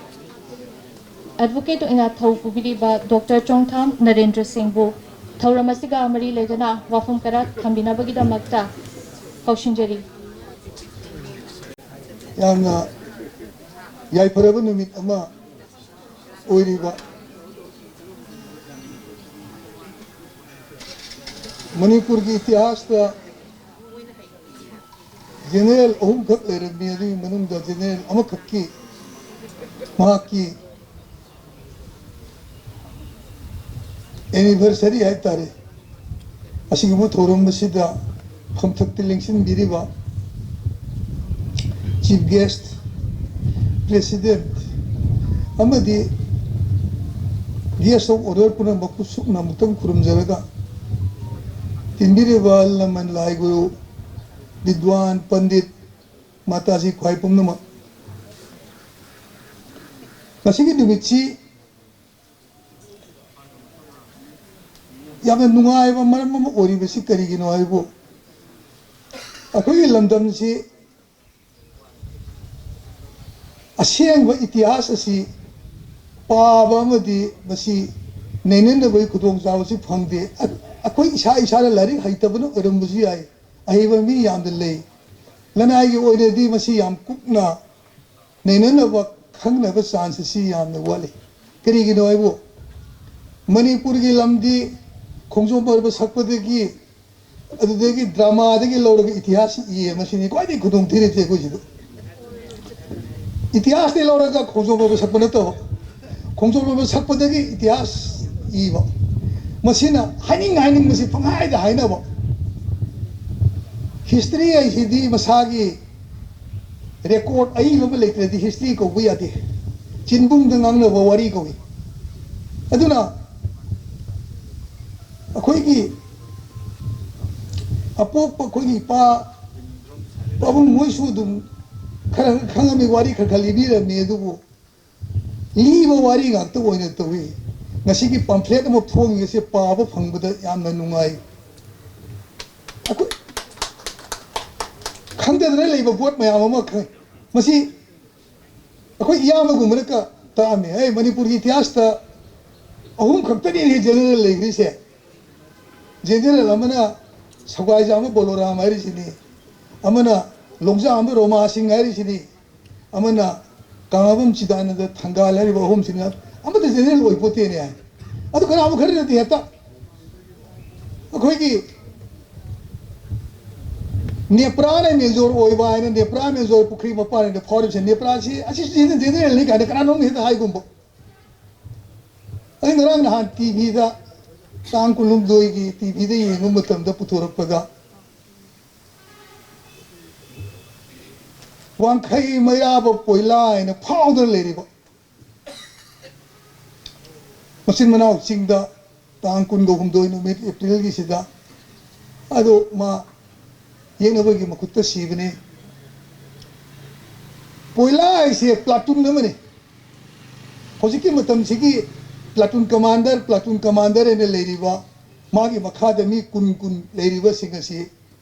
platoon commander महाबली दते एमबीउने BSF की platoon commander मी कुन पूरगा लेबिनी अदो है ना मेंजोर निपान पोइला निपान लेरने आइदना पांच हमसे पोइला नहादी करी आरे के वो वंखई मैला वो पोइला आइदरे फाउदर लेरी वो मागे ममिंग सिदा मेंजोर पोइला आइने ले यम कले नहादी हेता मेंजोर तो हेले करी गिनो सुहाइना अरान बे इतिहास हजन बशम पाम बसे खोजों प्लान की मतलब ने लांजा बचपदा लेखिद्रबा मसामक्ति कशुम संग लेरुबदगी थादो कांसे सिदा मेंजोर फम हापगा लान से तोबदे लेखिद्रबा मागी फोटो से पुथोरेगा मेंजोर जनरल ले थाइने मणिपुर की इतिहास में मेंजोर जनरल है लेखती कईनो मा हजन न बोहन न खरके हेन हजल लो न खके हेन जो हजन मसिना कई कार्य के वो खोजों सकपना करी है न सके वो जनरल ग्राहम में खोजों की लान से लाकम मतम से सिदा अखोइगी तिंगनो पल की मपा सिदा काप में अदो सवाई जामा बलोराम सी यावी का खोजो लाम यौद्रगे ममा दे लेखिद्र ममा बो अब हजन बस याम कन बस अदो न मसिना कारी कारप के वो असेंग वो वारी से अखोई असेंग मखंग ममते ngasi पम्फलेट कासी ममन याम यामी का खल्ले सेंग अदो कनावो ने इबिगेर दि सेंग न मणिपुर की इतिहास ते लेगिबा जनरल अहुम काने इबिरदी फस्तो वाले अमम त अदुना लुंजाम रोमा सिंगी चैप्टर अमदा सगा जामो बलोराम की अहुम सुबदा थांगाल जनरल की आई वाम ताजे के मयाम खमिर मुनि मयाम दो इबुंग गाने हम हाय लाई ओइ हरती कनाते कृष्ण से कोई खुरा सोई ओइ दोने राम से सिदा कोई पाऊ राम है कना सो हाय दिए बा अदु आइना सगा जामो बलोराम है से मा से ब्रह्मलिन ओइ रबनी मागी मबिंग द खुरा इपन गाय कई तकाल ते पन लाइनी अखोने भगवान कृष्ण ना वाई सुदर्शन चक्र दुपाय तोरी का कोई खुरा कृष्ण लगे ना सोखना सो आई तो नहीं मसे बा अदमायना अखोना मा खरा पाथोप दरकार है खरा पाथोप मणिपुरी की ओइबा नेशनल की ओइबे हीरो ओमो ओइने का सोथो हला को पामे लाई अब पाना में लाई सुयाम लेते खर गई ले बा कोई सुब ठीक ना बा मतम से सीधा लुसाई की लाल हो सी लक्षण ना बा लोई सन ना बगी दमकता निथो चंद्र कृति का सदमी ने खुन ना हूँ पूरा जोई तोरो में लोई पोट कहन भाई मऊ तो पूरा का लाखी बमा की वारी मरु होय बमा पण पढ़ी जब मरु होय मरु अम सुले वहाँ से सुबेदार और में मदीन में जोर करे इन में जोर कर को मतम सीधा करी तो हुए इंडिया आगे होए ना भारत की निकटम लाल हो first world of Indian independence sepoy mutiny ये खंगने रिवसी की लान सीधा मेरे तक हो रहे लान सी बुद्धि हो रहे कोई आउट नहीं है वो अल देखिए और लखनऊ दा झांसी दा इंदौर दा कोई शब्द लक्ष्य लगता है बेरामपुर दा बैरकपुर दा मसी ब्रिटिश की मतलब ते लाइव पाम दे ब्रिटिश लान अगर कुछ फगना हो मतम सीधा बहादुर शाह मुगल की एम्पायर अब हिंगे माँ अखोई की एम्पायर ने माँ अखोई निथौदी ब्रिटिश नत्ते माँ ने हाइदना याद लान से तौरई अखोई शब्द नक्सल ले अहम होगा लालो तो फनियाम दम नमदे बिगरे सुम नक्सल लको मतम सीधा अवांग नुपोकी मनाची यूरोप मतम सीधा सुबेदार अयोध्या सिंह अदुगा मणिपुर की चौरजित महाराज की मजानु इबुओ सना सही अहुम नरेंद्रजीत असी अहि मफम अदुदा कसार दे लेबनी मतम सेसिदा मासु ब्रिटिश ना सु मासी फाजनिंग मनी याम मरमदी मथौना मरिंजेन ले लारी चु है माना पारब भागवत की लारी कासी पुथोरे इने गसी से मतम बुदा संस्कृत हइबा बति मचा लेरे मिनी अदुगु मबियो एसी अयोध्या से गपुल कांसे सिदा मणिपुर दे ब्रिटिश आम ले ब्रिटिश असी हाथ तबी आदि एसी खुबचलकपनी खुबचलकप सेसिदा अखोई की लम सिदगी चटखिबा सही तरह तुताकपद लेगिबा मैतै मयामसु यावरे अदुगा लान असि मणिपुर लोम तक्सलकपनी लान सिगी मकोब असि सना सही अहुम ओइबा मतम असि मसिन नमधनबगी दमकता ब्रिटिश ना मणिपुर द संजै बेरंदी मोय लोय थलबनी मोय हुजिकसे मतम दुदा महाराज चंद्र कीर्तिना मेजर हवाई जाम बोरोराम की मखादा मेजोरम की मखादा मी चामरी ले पोइलाम की मखादा मी कुन घक्तनी अद मेजोर महाक्षी दा हापगा मा लान सी तोरपने जिरी से कोई लमने मतम से जिरी की लुंग से सिदा लान से आको फंग सोंदरे अकोई मिसु याम न जिरे नमना है तारगा दि मैते में सेन का एरेस दे अदुबो सना सही होम से दोमैन पादना तादना फिबम चादना लेबो मतम सिदा सगाई सारगा अखोई मणिपुर ताना फजन पुवैन पुलेबा अदुमा ओय याम नुसी खलबो मतम से ब्रिटिश ना पूरा चखिबा याबदोमा अखोई निंथोगी हुकुमी मतुंगिना असि फाब लापनी फारे यारे फारे पुरो चलो यारे सिदे पुथोरे लायेंगे याम फजना माना याम फजना अखोई मैते निंथोबो सिने मैते निंथोना इरेना ब्रिटिश ता सजन सिन थोके वानी आई आइन यमिनी आई लालेना अना नारी यादे दुया कईगिनो अखोई लम गिनि तो हुकुमने अखोई लम दो फाबने अखोई अंगम मन फाबने मेंजोर दम ओरी अदुदगी माना पुरा कादनी मदे निंथौ द कटपनी ब्रिटिश ता पामदी माना हिजल पसेस थिंगबियो हागनी ममुन कदो पीदेना अखोई लमजी वायन बका हेरन दब जाला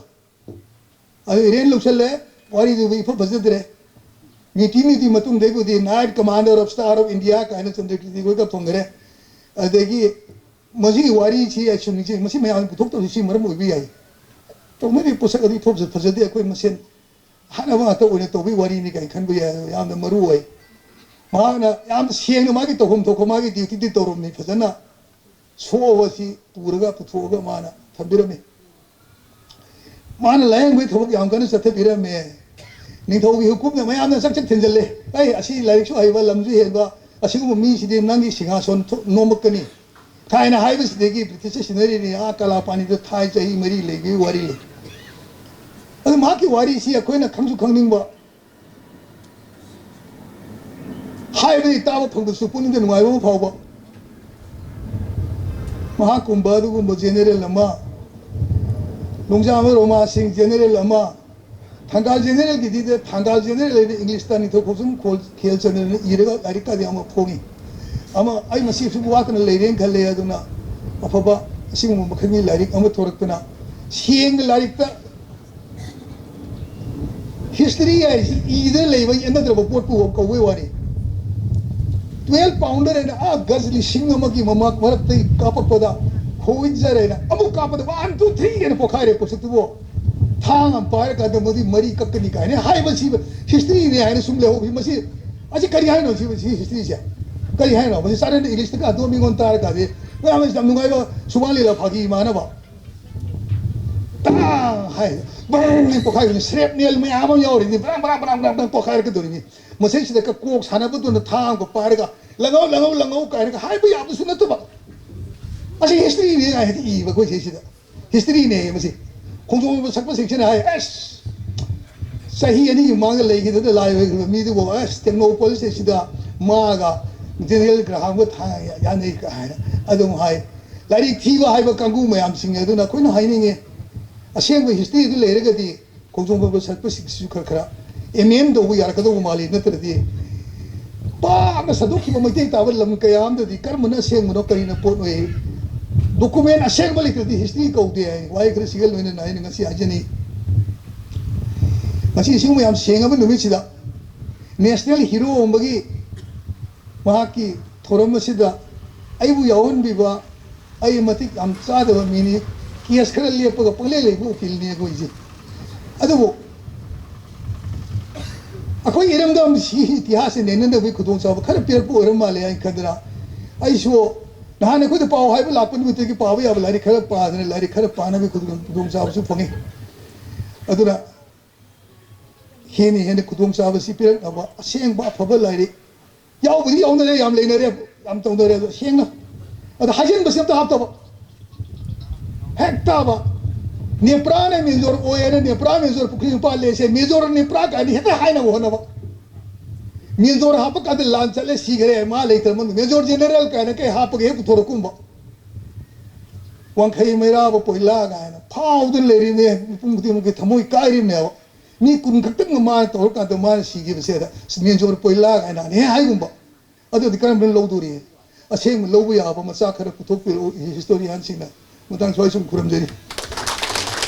Safonagi Pampam Langda, Lengshin Biriba, Ikai Kumnajer, Advocate in a Tau Biriba, Dr. Chongtam, Narendra Singh, Wafam Kara, Tauramasiga Mari Lena, Tambiram Baginamakta, Makata Rapada, Mukoshinjeri, Guest of Honor, Pampam Langda, Lengshin Biriba, Social Scientist, Ikai Kumnajer, Dr. Danabila Shambu, Masigi, Tauramasiga, Mari Lena, Wafam Kara, Tambina Baginamakta, Koshinjeri. My tongue Lengshin Biriba. Kai Kumnajer Chief Guest Koina Lengshin Biriba Sri Thokchom Saitapita Singh, Honorable Speaker, Manipur Legislative Assembly Kai Kumnajer. Loidana Kugi recite Biriba Samsong Kai Kumnajer. Loidana Aigioza Professor Narendra Kumar Kai Kumnajer. And the Hojiktam Yamda Yampazo Wapum Tambigiba. And Dr. Chongtam Narendra Kai Kumnajer, Timbiri Bapuna Mopusu Kai Kumnajer, Lona Trust Sigi members in Pusu Kai Kumnajer. ID Lam Sida Yam Hena Kang Budina Sede, Aisung Sai Chamane, Baton Nitorbuda, Karino Quina Tau Duise Dum Kale. Adagi history and Sunatava, Genji Tamambagi Wari Gumbadamagi Ro, Adagi koi lam chalam dai da ningthem puki mapan si ningthem puki si leting da koi gi kai noi no leram kari hata re swamp ina da masida lam chakata wajin si koi meite ngamu gumba ukka bing gum ngakra gum ke phar ga cha ga nundang ma le lam chapagi cha sat ke kari gi ga du sum thikne da anjing na dikha khangi Yamna Matong Nale Batang ba adang sahibi du diam chume koigi kari tare lan torga ta nataba battle of idea kok ki lan ju yam yaw bai tare pangani gi neta ba adu negotiation ga tawga tawgi sidadi yamna hena singthani ga mini phamai bani na thami koi thangal general na khra force su khra hena yaw gi pot sum adum thene ada amabur su ko ja jokma lengjin bi historian ko yam sing na bi kani aigi maike degi sum thamjaning bedadi akoi an sing sina magi idea of manipur si kaim na teba akoi gi number 1 da geographical reality ko ani subada political reality ahum subada economy reality mari subada social symbiotic magi relationship ki reality mari sine bakoina idea of manipur has sigi idea of manipur ji sagalakpa ngaklakpa sida thamnai ba ahalaman jingji lorumba daita jam chaw akoi ngam kai ji heta toksan banati se nagaland hairo mizoram hairo meghalaya hairo arunachal pradesh hairo moiji assam gi district ama lerambadegi bharatna state amam sembi raga magi ngamkhai ji yapi bhai tare ne akoi gi de du nate den akoi gi ngamkhai ji ju ahum ni lai ji ko magi historical boundaries di akan bening thogi matamda yoba ason matam intho matam na kitang fiction ba adegi mang ba dum toba sina historical boundary adegi anis wada natural boundary se turienji wang mada leibisina moigi sina khoigi sigi singji wang mada leibisina khoigi si gaina natural pot to the lepaga leiba boundary ka aduga political boundary na khoi ngasi leizari sidi mina sembi ban natteba akhoi oijaba akhoi aseng ba definite territory do si akhoi gi de akhoi gi pot ngakani aduda leiba lamdam du da leiba miyam singsina magi lamdugi semilon bu oigera lenga lon bu oigera khunai lon bu oigera tek takaidana phajana purako mayam dune ba khoi gi idea manipur ji sunga tan lakpagi potu ne bangasi ngalitan panari je si porokna bohona bedi kari changge di miyam lengakpa ani sigi yam phajana leipak ki damukta khanba mai pa musibagi sense of belongingness sense of patriotism dune maruis thabak kudimak tamari pa musibagi pot puradi thaina kabok sabi akhoi ibok singna saba khoi uhuba kabok sabadu piseng seli iruza maithai jodon jawa tinjale aduga yam sena khaptok chapthok torga yam nana sai lamdam jigi yobu hen taliba sabi sarongna sadoi ni ko lai tinda katoi ni ko idana piseng ga selaga yam tawe adu kabok sabi du mari pak ning de habiroi ngasi kabok sabi di khangre jada ummaga iruzai khangde iruzade khangde ha phanek sengdi khangde aidi kabok si am pa me sabada jada yoram biam yawa chong thokkhibra kaidogibno khangde haingan gaji thaina yam khena gajani sigi maripan siba pottune bangasi khoida pura mang office ki tabak to buji ai torob lisinga kai sare khalaje lisinga kai saba aina pung tara da kabe muta map makhai da karaba manga dan gadaba ina taruk mangam khaibok taruk phuleiraba adu thabak surama aina suidu lising phugi ne torob yankai phangjaraju tara di lebak tele huidana ko ngasina pung tara da ka ga trama thima khai ka ba manga da hanga da ohum khai lakpa maduni lekai di am phai hai ni torob na phajana chari bangan theng sakhi theng ngan na dum halei go adigi thabak sukchat chaptna ga torob di sum chaba jini mayam na thakana jina hai singra mai masa masu yo torob saung sar pone mo office subsa chapode thika khara tau ama khara tau leiji mu gaina haisi akoi ji leipak nungsiba iramdam gi miyam nungsiba gi pot si am thimang re masi hanjalakna ba wari siguma mayam jingji muti ga jaidi si to bu tong de di soro maya do to ni ram di statue je magi living story living history ai ni ubuda ngang ne ta hangeba sum chamina dai sunpa duna irabor ukanda ubusi kana no ꯑꯩꯅ ꯑꯗꯨꯅꯤ ꯑꯗꯩ ꯃꯥ ꯃꯊꯪ ꯃꯊꯪ ꯁꯨꯝ ꯍꯪꯉꯦꯕ ꯀꯩꯗꯧꯏ ꯀꯗꯥ ꯂꯥꯏꯔꯤꯛ ꯄꯥꯕꯗꯒꯤ ꯑꯗꯨꯅ ꯍꯦꯟꯅ ꯀꯥꯟꯅꯩꯗꯅ ꯈꯔ ꯂꯩꯔꯗꯤ ꯇ꯭ꯔꯁꯅꯀꯣ ꯁꯣꯏꯅ ꯄꯥꯛ ꯃꯑꯣꯡ ꯇꯥꯕ ꯑꯝꯗ ꯁꯤꯗ ꯅꯠꯇꯕ ꯃꯄꯥꯟꯗ ꯑꯃꯒ ꯊꯝꯁꯦ ꯆꯥꯎꯅ ꯃꯆꯥꯒ ꯅꯠꯇꯕ ꯃꯆꯥꯒ ꯅꯠꯇꯕꯗꯤ ꯌꯥꯝ ꯅꯨꯡꯉꯥꯏꯑꯕ ꯑꯩꯈꯣꯏꯒꯤ ꯀꯩꯅꯣꯗ ꯀꯪꯂꯥꯗꯒ ꯅꯦꯍꯔꯨꯒꯤ ꯃꯆꯥ ꯃꯨꯔꯇꯤ ꯑꯃ ꯁꯨꯃꯥꯏꯅ ꯂꯩꯔꯝꯕꯗ ꯑꯣꯟꯁꯤꯜꯂꯛꯄꯗ ꯒꯝꯚꯤꯔ ꯁꯤꯡ ꯂꯈꯅꯥꯎꯒꯤ ꯊꯥꯡꯁꯥꯡꯒ ꯄꯥꯏꯔ ꯌꯦꯡꯕꯗ ꯌꯥꯝ ꯅꯨꯡꯉꯥꯏꯕꯀꯣ ꯑꯗꯨꯃꯥꯏꯅ ꯃꯨꯔꯇꯤꯁꯦ ꯆꯥꯎꯅ ꯆꯥꯎꯅ ꯈꯤꯟꯕꯀꯣ ꯕꯦꯡꯒꯣꯜꯅ ꯅꯣꯔꯠ ꯏꯁꯁꯦ ꯂꯣꯏꯅ ꯃꯣꯏ ꯃꯨꯔꯇꯤ ꯈꯤꯟꯖꯤꯜꯂꯤꯁꯦ ꯃꯣꯏ ꯂꯝ ꯂꯧꯁꯤꯟꯕꯒꯨꯝꯕꯅꯤ ꯁꯤ ꯍꯧꯖꯤꯛ ꯁꯤꯜꯆꯔ ꯌꯧꯕꯒ ꯀꯜꯀꯇꯥꯗꯨ ꯃꯥꯜꯂꯅꯤ ꯁꯤ ꯃꯨꯔꯇꯤꯁꯤꯡꯁꯦ ꯆꯥꯎꯅ ꯆꯥꯎꯅ ꯈꯤꯜꯍꯧꯁꯦ ꯆꯤꯜꯂꯦ ꯑꯩꯒꯤ ꯃꯣꯠꯇꯗꯤꯀꯣ ꯑꯗꯨꯅ ꯂꯩꯄꯥꯛ ꯅꯤꯡꯕꯒꯤ ꯋꯥꯈꯜꯂꯣꯟꯁꯤꯃ ꯁꯤꯒꯨꯝꯕ ꯅꯨꯃꯤꯠꯁꯤ ꯐꯖꯅ ꯈꯪꯍꯟꯕ ꯃꯌꯥꯝꯗꯁꯨ ꯈꯪꯍꯟꯕ ꯑꯩꯁꯨ ꯌꯥꯝ ꯊꯨꯅ ꯈꯕꯔꯗ ꯄꯣꯛꯅꯐꯝꯗ ꯑꯩ ꯏꯔꯥꯏ ꯅꯨꯃꯤꯠꯁꯤ ꯑꯩ ꯀꯂꯝ ꯅꯨꯃꯤꯠꯅꯦ ꯏꯖꯔꯛꯀꯦ ꯌꯥꯝ ꯐꯖꯅ ꯏꯖꯔꯛꯀꯦ ꯌꯥꯝ ꯅꯨꯡꯁꯤꯅ ꯏꯖꯔꯛꯀꯦ ꯍꯥꯏꯗꯤ ꯌꯥꯝ ꯄꯥꯕꯅꯤꯅ ꯃꯤꯌꯥꯝꯅꯀꯣ ꯑꯩꯈꯣꯏ ꯑꯣꯖꯥ ꯑꯦꯚꯣꯀꯦꯠꯁꯨ ꯃꯥꯒꯤ ꯀꯂꯝ ꯅꯨꯃꯤꯠ ꯂꯩꯗ ꯑꯩꯈꯣꯏꯁꯦ ꯅꯨꯃꯤꯠ ꯅꯨꯃꯤꯠ ꯑꯀꯛꯅꯅ ꯑꯗꯨꯝ ꯊꯝꯃꯒ ꯂꯦꯞꯇꯅ ꯏꯅꯔꯕ ꯀꯥꯡꯕꯨꯅꯤ ꯑꯩ ꯏꯖꯔꯛꯀꯦ ꯉꯁꯥꯏꯅ ꯈꯜꯂꯤꯕꯅꯤ ꯁꯨꯝ ꯁꯤ ꯃꯉꯥꯏ ꯂꯩꯄꯥꯛꯀꯤꯗꯃꯛꯇ ꯑꯁꯨꯛ ꯌꯥꯝꯅ ꯃꯇꯤꯛ ꯆꯥꯕ ꯅꯨꯡꯁꯤꯖꯈ꯭ꯔꯕ ꯑꯍꯟꯁꯤꯒꯤ ꯈꯨꯌꯥꯗ ꯑꯩꯈꯣꯏꯅ ꯀꯠꯆꯕ ꯉꯝꯕ ꯊꯕꯛ ꯑꯩꯁꯦ ꯏꯔꯩꯄꯥꯛ ꯃꯣꯏꯅ ꯊꯝꯕꯤꯔꯕ ꯏꯔꯩꯄꯥꯛ ꯅꯨꯡꯁꯤꯕ ꯃꯔꯝꯗꯝꯒꯤꯗꯃꯛꯇ ꯊꯕꯛ ꯇꯧꯕꯒꯤ ꯃꯗꯨꯒꯤ ꯋꯥꯈꯜꯂꯣꯟꯗꯨ ꯁꯨꯝ ꯄꯤꯊꯕ ꯑꯃ ꯆꯪꯉꯤ ꯃꯁꯤꯅꯤ ꯑꯩꯈꯣꯏꯅ ꯉꯁꯤ ꯈ꯭ꯋꯥꯏꯗꯒꯤ ꯃꯔꯨꯑꯣꯏꯕ ꯄꯨꯟꯁꯤ ꯃꯍꯤꯡꯗ ꯄ꯭ꯔꯣꯐꯦꯁꯅꯦꯜ ꯂꯥꯏꯐ ꯍꯥꯏꯅ ꯍꯥꯏꯔꯤꯁꯤ ꯄꯨꯟꯁꯤꯁꯤ ꯃꯔꯤꯅꯤ ꯁꯔꯨꯛꯀꯣ ꯑꯩꯈꯣꯏꯅ ꯄꯨꯟꯁꯤ ꯍꯥꯏꯁꯤ ꯑꯃꯨꯛ ꯍꯟꯁꯨ ꯍꯜꯂꯣꯏꯗꯕ ꯑꯟꯔꯤꯇꯔꯅꯦꯕꯜ ꯖꯔꯅꯤ ꯑꯃꯗ ꯆꯠꯂꯤꯕ ꯄꯨꯟꯁꯤꯁꯤꯗ ꯃꯔꯤꯅꯦꯕ ꯃꯔꯨ ꯑꯣꯏꯔꯤꯁꯦꯀꯣ ꯑꯩꯒꯤ personal life family life professional life ꯑꯗꯨꯒ ꯁꯣꯁꯤꯌꯦꯜ ꯂꯥꯏꯐ ꯁꯤ ꯃꯔꯤꯁꯤ ꯌꯥꯎꯗ꯭ꯔꯒꯗꯤ ꯀꯔꯤꯝ ꯀꯥꯟꯅꯗꯦ ꯃꯤ ꯑꯣꯏꯕꯗꯀꯣ ꯑꯩꯈꯣꯏ ꯍꯧꯖꯤꯛ ꯂꯥꯛꯏꯁꯤꯅ ꯐꯦꯃꯤꯂꯤ ꯂꯥꯏꯐꯁꯨ ꯂꯩꯇ꯭ꯔꯦ ꯁꯣꯁꯤꯌꯦꯜ ꯂꯥꯏꯐꯁꯨ ꯂꯩꯇ꯭ꯔꯦ ꯄ꯭ꯔꯣꯐꯦꯁꯅꯦꯜ ꯂꯥꯏꯐꯁꯨ ꯂꯩꯇ꯭ꯔꯦ ꯄꯔꯁꯣꯅꯦꯜ ꯂꯥꯏꯐꯁꯤꯅ ꯀꯃꯥꯏꯅ ꯇꯧꯔꯤꯕꯅꯣ ꯒ꯭ꯌꯥꯟ ꯇꯥꯗꯦꯀꯣ ꯑꯩꯒꯤ ꯄꯔꯁꯣꯅꯦꯜ ꯂꯥꯏꯐꯇꯗꯤ ꯏꯁꯥꯒꯤ ꯃꯔꯨꯑꯣꯏꯕ ꯑꯩꯒꯤ ꯄꯔꯁꯣꯅꯦꯜ ꯐꯤꯂꯣꯁꯣꯐꯤ ꯑꯃ ꯂꯩꯖꯔꯒ ꯇꯧꯐꯝ ꯊꯣꯛꯄ ꯃꯌꯥꯝ ꯑꯃ ꯃꯊꯪ ꯃꯅꯥꯎ ꯅꯥꯏꯅ ꯆꯦꯟꯒꯗꯕ ꯒꯨꯟ ꯃꯌꯥꯝ ꯑꯃ ꯌꯥꯎꯔꯒ ꯂꯥꯛꯀꯗꯕꯗꯨ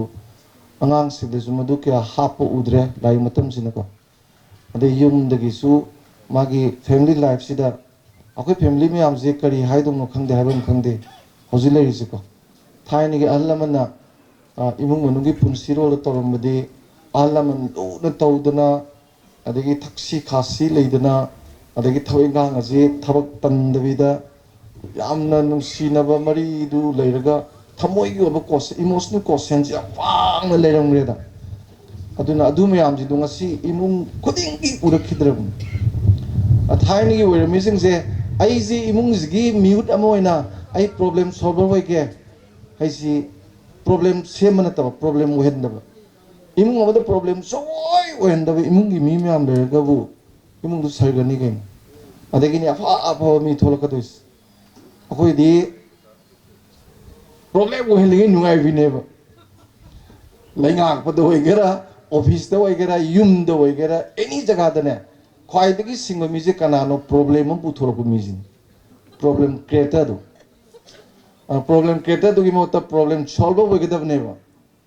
ꯑꯗꯣ ꯏꯃꯨꯡꯗꯨꯗ ꯄ꯭ꯔꯣꯕ꯭ꯂꯦꯝ ꯁꯣꯜꯚꯔ ꯉꯥꯛꯇ ꯂꯩꯔꯕ ꯆꯠꯅ ꯂꯣꯟꯆꯠ ꯀꯔꯤ ꯍꯧꯅꯕꯤ ꯆꯠꯅꯕꯤ ꯃꯌꯥꯝꯁꯦ ꯐꯖꯅ ꯉꯥꯛꯑꯕ ꯀꯔꯤꯒꯤ ꯐꯔꯣꯏꯗꯣꯏꯅꯣ ꯍꯧꯖꯤꯛꯁꯤ ꯌꯥꯝ ꯅꯨꯡꯉꯥꯏꯇꯦ ꯑꯩꯅ ꯁꯨꯝ ꯎꯖꯕꯗꯀꯣ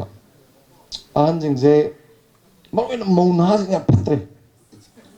ꯃꯧ ꯅꯍꯥꯁꯤ ꯆꯩꯕꯗꯤ ꯌꯥꯝ ꯁꯥꯎꯋꯦꯕ ꯑꯩꯉꯣꯟꯗꯒ ꯌꯥꯝ ꯃꯦꯁꯦꯖ ꯌꯥꯝ ꯊꯥꯔꯛꯄ ꯌꯥꯎꯋꯦꯕ ꯍꯦꯛ ꯀꯥꯡꯒꯟꯁꯦ ꯍꯥꯏꯗꯣꯛꯄꯗꯅꯦ ꯎꯐꯨꯟ ꯃꯅꯝ ꯋꯥ ꯅꯝꯕ ꯃꯀꯨꯕꯣꯛ ꯃꯅꯦꯝꯄꯣꯛꯀꯤꯀꯣ ꯐꯧꯕꯤꯗ꯭ꯔꯕ ꯃꯣꯝꯄꯥꯛ ꯍꯟꯅ ꯌꯦꯡꯕꯤꯗ꯭ꯔꯕ ꯃꯣꯟ ꯆꯦꯛꯁꯤꯟꯕꯤꯗ꯭ꯔꯕ ꯐꯩꯖꯨꯞ ꯑꯗꯨꯒꯤ ꯃꯅꯨꯡꯗ ꯑꯍꯜ ꯑꯣꯏꯔꯛꯄꯒꯤ ꯎꯕꯁꯨ ꯋꯥꯠꯂꯕ ꯃꯤꯠꯇꯨꯗꯒꯤ ꯇꯥꯔꯛꯄ ꯄꯤꯗꯨꯅ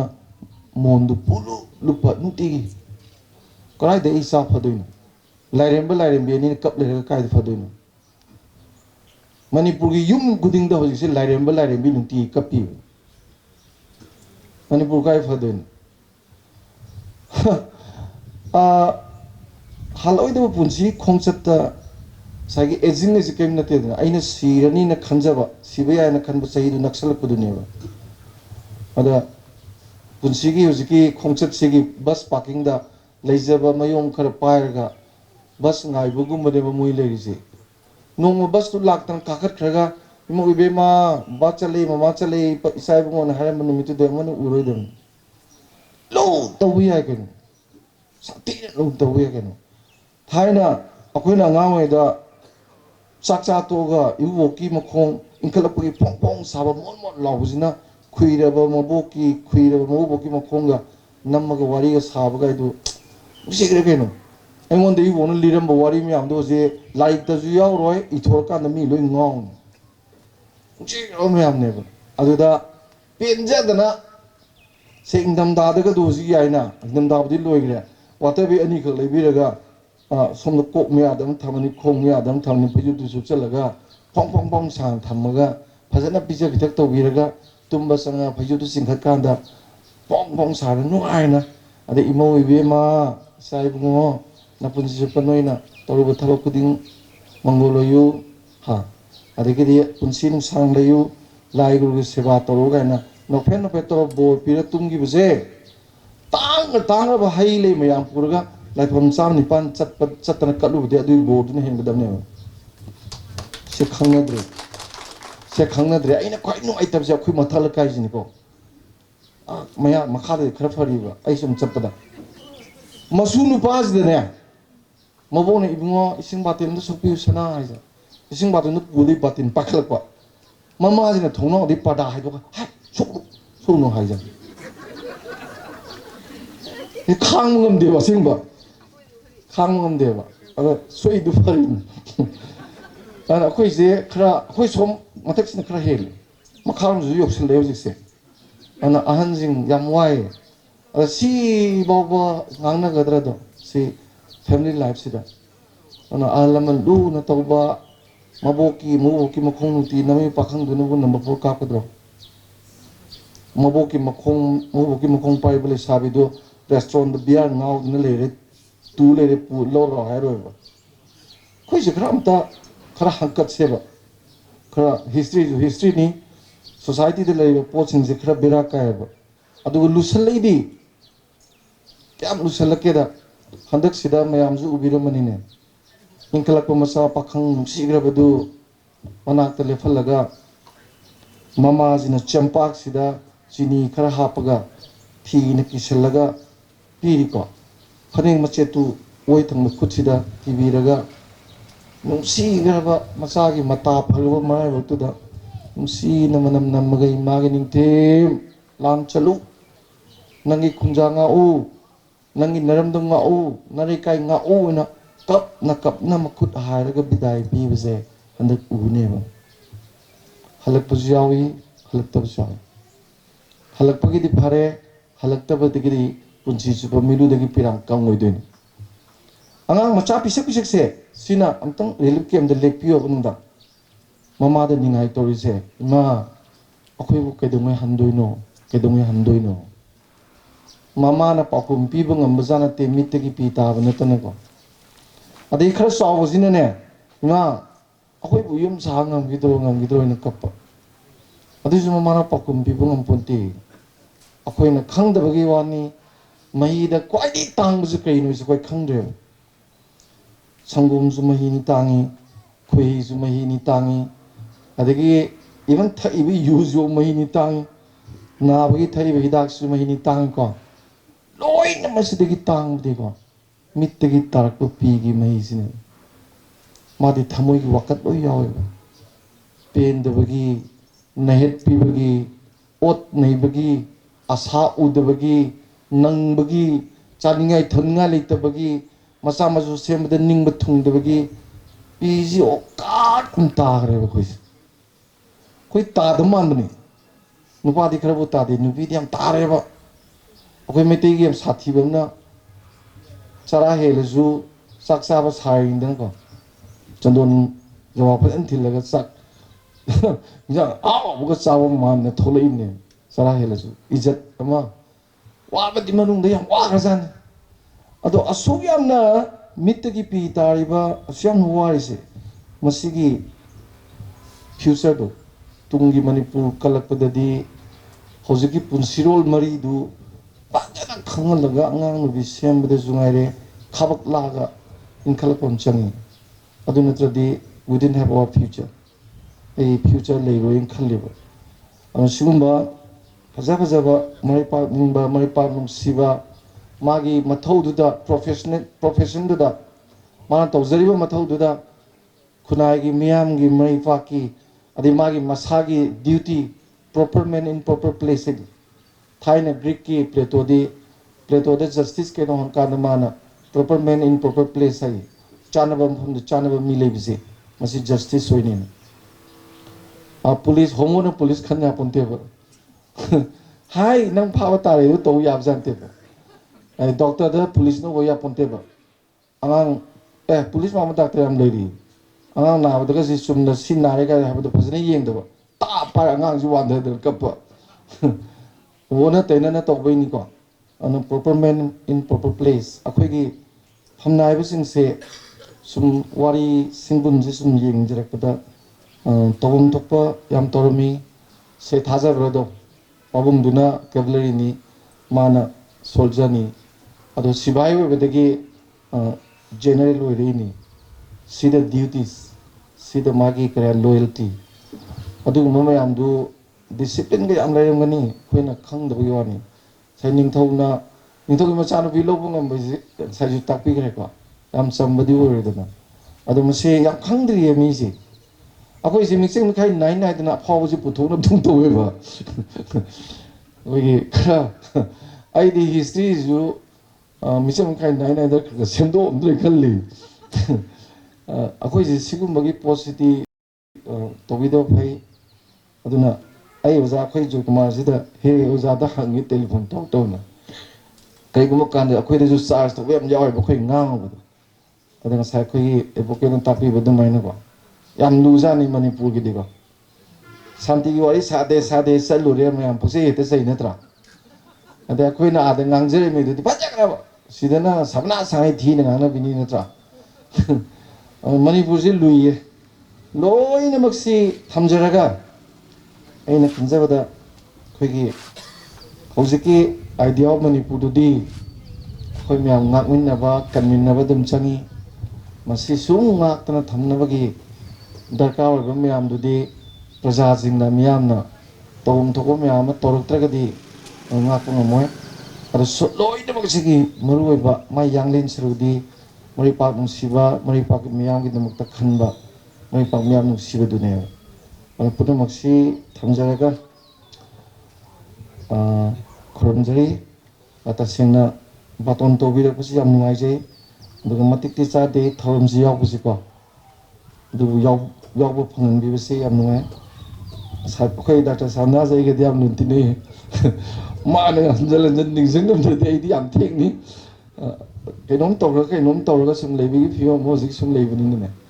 adu yam nungai je yam tunang khurumjari thagachari kai ikai khunajara social scientist Dr. Danabir Laishramna अखोगी लौशिंग ओइबा याबा फजरबा वाहै कया थंबिरंबगी दमक्ता मखा तथजरपो ओइना अखोगी चीफ गेस्ट की फफम लांगदा लेंशिंग बिरिबा इकाई खुंगनजरबा मणिपुर लेजिस्लेटिव असेंबली की ऑनरेबल स्पीकर श्री थोकचोम सत्यव्रत सिंह बु अखोगी हाना अखोगी प्रोग्राम से खितंग चेंज तौजरगा लेबा की ओइबा अरुबा थौगाय अमा लेबदगी महाकु हाना थौरम असिगा मरि लेना वाफम खरा थंबिनबगी दमक्ता कौशिनजरी खुलुमजरी रशीगी चामग कुंथ्रालक सुबा death anniversary of general Balaram सौगाइजंबा हाइना पांथोइबा थौरम असिदा ngasiगी दाइसना लिंखत्पिरिबसिन आई मिंगोना पंजगे प्रेसिडेंट इलेक्शन बिल Shri Sagaijam Tombi Singh and the guest of honor on election bureau Professor Naurem Joy Kumar Singh, Dr. Danabir Laishram social scientist, Amasung Dr. Songtham Narendra Singh advocate, Makhoi Wai Khongno Khurumjari, Kai Khunu Ucheri, Amang the election bureau ngasi thor masigi apun sakta moira ngasi sawai jamba balaramgi ngisi kumot bangko of trust ai kai khunu jari adu ngasi thor masu ngopong phan la le mang the election bureau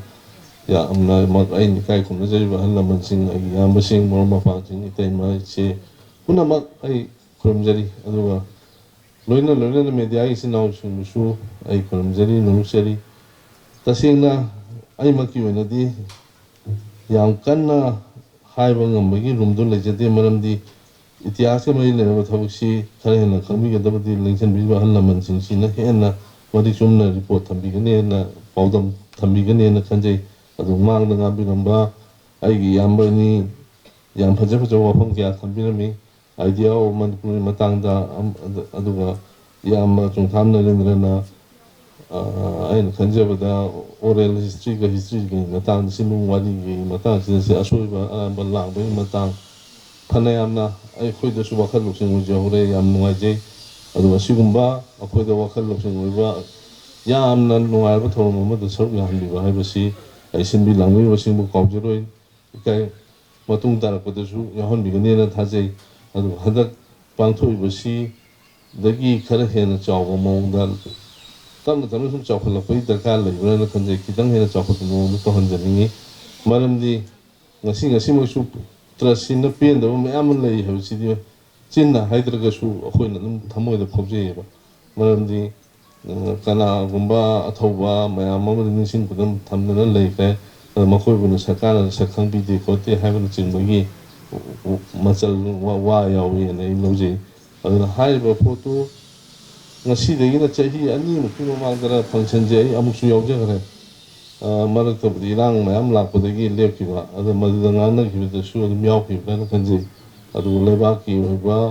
यामना तंजा चादब मतम उबनिना मदु थबक ओइना ओथोपदी होजिक हौगिदि ngamdri na ai हाइजगे अदु अथुबा मतमदा लायक फदना इसोरना चांबिना मणिपुरदा अनौब सरकार अम लागदी मदु मतमदा ai मदु government की ओइबा function द कइदा यावबि हननबा ai होनजगे हाइबो फमना ai खंजगे अदुगा लोइना ngasi अखोइ लैबा फमजिदा ओइगदबरा जगह अमदा अखोइ लाइब्रेरी साबगी सोमा हाइनबा मन लैबनी अदु आइना खंजबदा मदु यामना खुमांग जौसन चलली अमसुं थबक ओइना उरगनी हाइबा फमदु सोइ थमजनी अदुगा अतोबा आई ट्रस्की वन थमनी हाइबा बिल्डिंग सु ट्रस्की one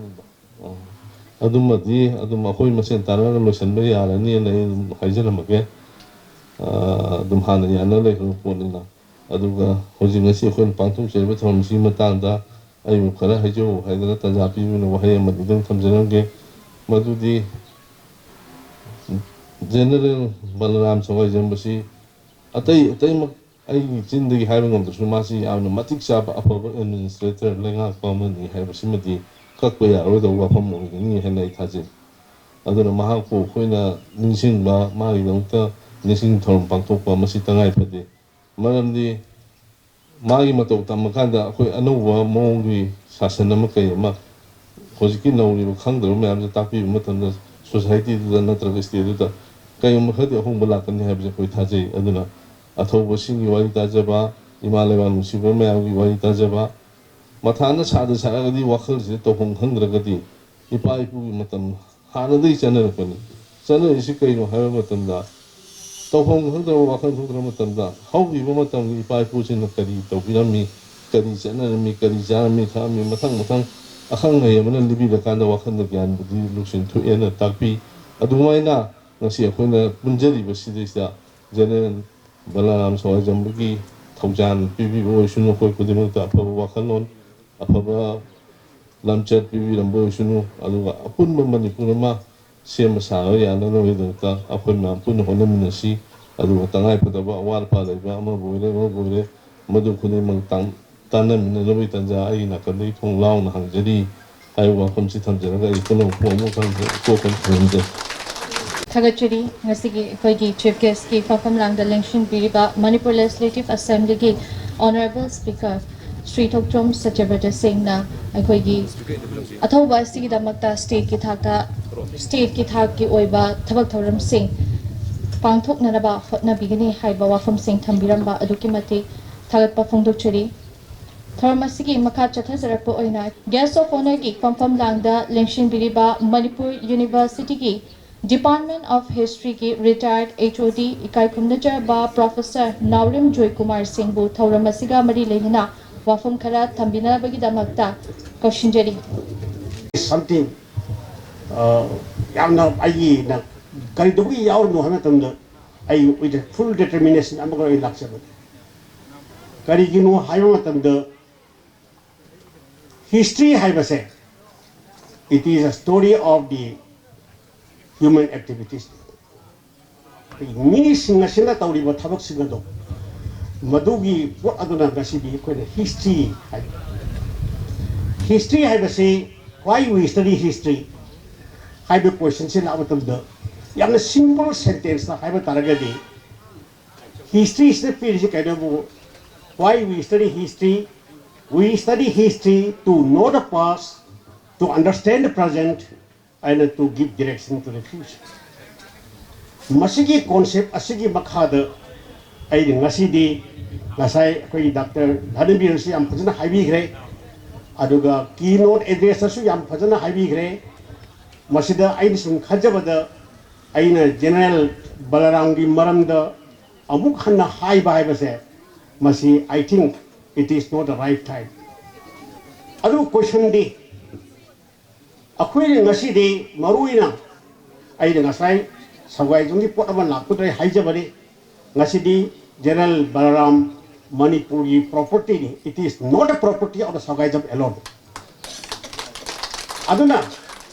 ngasai akhoi gi Dr. Noren haibiramba pangai da hajing do do ai jo haini ko yawi maramdi kai labo pauna prajabasi se makoi imung digi rakuna Brigadier General Brigadier General pauna hai ai logre drain khan asmai to nakoi pangai da hajin ba masi hai da pai khan maramdi history hai base history ki real meaning di history is fact. History means fact. Achum ba history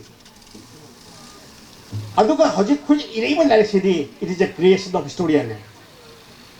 and achumba adudi akoi achumba de twist of yaroi aduba hojiki Manipur da achumba si twist am tawre ai masi harga nuai roing khale ai haidi haing mare ngarabi khodi salai ye elerabi ngajri salai tare hai adi ye kai mang salai ma pan ye tare se khodi aswai to na ekta hajan ba khojam da tawse masi it is very unfortunate. Aduna aida hajari ba question de koi Manipur gi sangraba historical gi civilization process asida koi mui kaya thoki koi ngasi history da ningthau gi batam haibani ningthau bathar lan chak apote ningthau bathar lan chak bank ko ma khada but ningthau su assist to ka boom le makhui dunu ne aduna ngasi de that we call it history from below subaltern concept other Indian independence movement sit over mayam Gandhi ga Nehru ga ada ni khar puthoi but what about the people who sacrificed their life wayan masakhang ki bu kyam si rabade so that we call it history from below the history was history to ngasi koi Anglo-British war si the Bengal lampak ta Sankha TV na murti sarambali kari murti na it is unknown soldiers akoi na pauna parsa basi gumba chongtha ya gumba kari u leire but what about the people what about the soldiers who sacrificed their life for the sake of money akoi kra ningjabudi asigum basing sida masising ase akoi ningjab na bagida mangtari ngasi di akoi the history gi subject as the history from below akoi basi history ada ay ngasi Balaram gi matang si lakuma tumda ay ngasay ibong secretary na ay yun lapis da ay abharod effect to kari marag ne bo masi mo tay hiding am dabani ado ay Dr. Dhanabir na hodoro ko ay hiding bani maram de ngasi ma akoy na phangi ba China se masi akoy tangka ani da phang ra bade karon ko takda phangi sahi tare khuta da phangi 1991 mo phang ra bade now again masi hadiki thoi bu thodok che akoi masi abu hal ile mayam hai history repeats itself history repeats history platform parate that but the characteristic features mayam sunu masi thole sahi tare khunta bu ka du thoi अखोगी ruling elite I the बस I ताब ruling ऐसे कोई बयान कर Rajkumar family है but I never call it Rajkumar family ruling elite 1891 कदोई थोई by the ruling elite ngasi karana thoi by the ruling elite apoi de ngasi de democratic country ororabina vote kari be MLA singse apoi de ruling elite le adna makhoi de ngasi su tholi be masini ai de ngasai apoi ibo secretary na ira labu ai masi ofun su de pandaba ya de kan lakchari adna ai general balaram matang do apoi gi history gi chaliba civilizational process history ki saliba upward mobility asida tokai ba yamna angan alpagyo kya thoki adi manung da balaram amani haibisi de entak maramdi sai tare khunta pada akoi da bayan masak thangi draba hira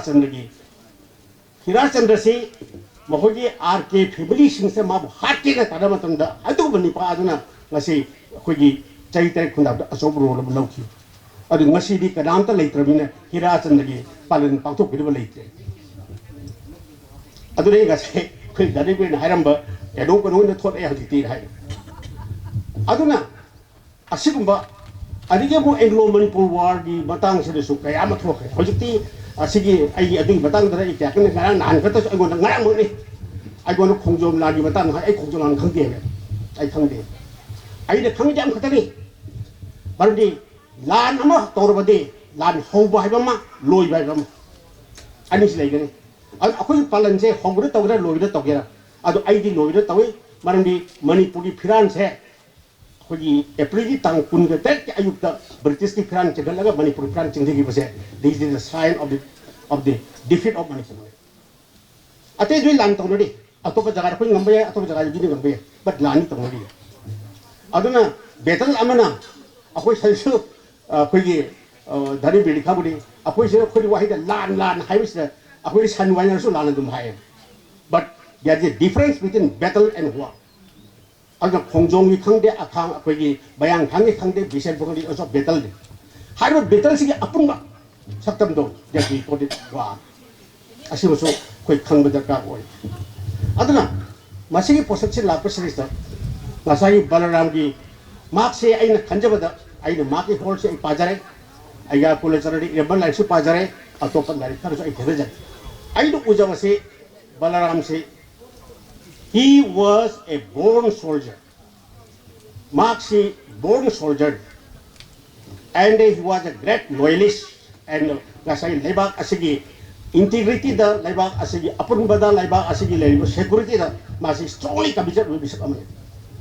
magi strong commitment na baram oragani ngasi khoji kenona balaram na general gi position haidais mardi manipur levi yaw betal da mi hardly khoji 19-20 years oram ginin khale adugi mathang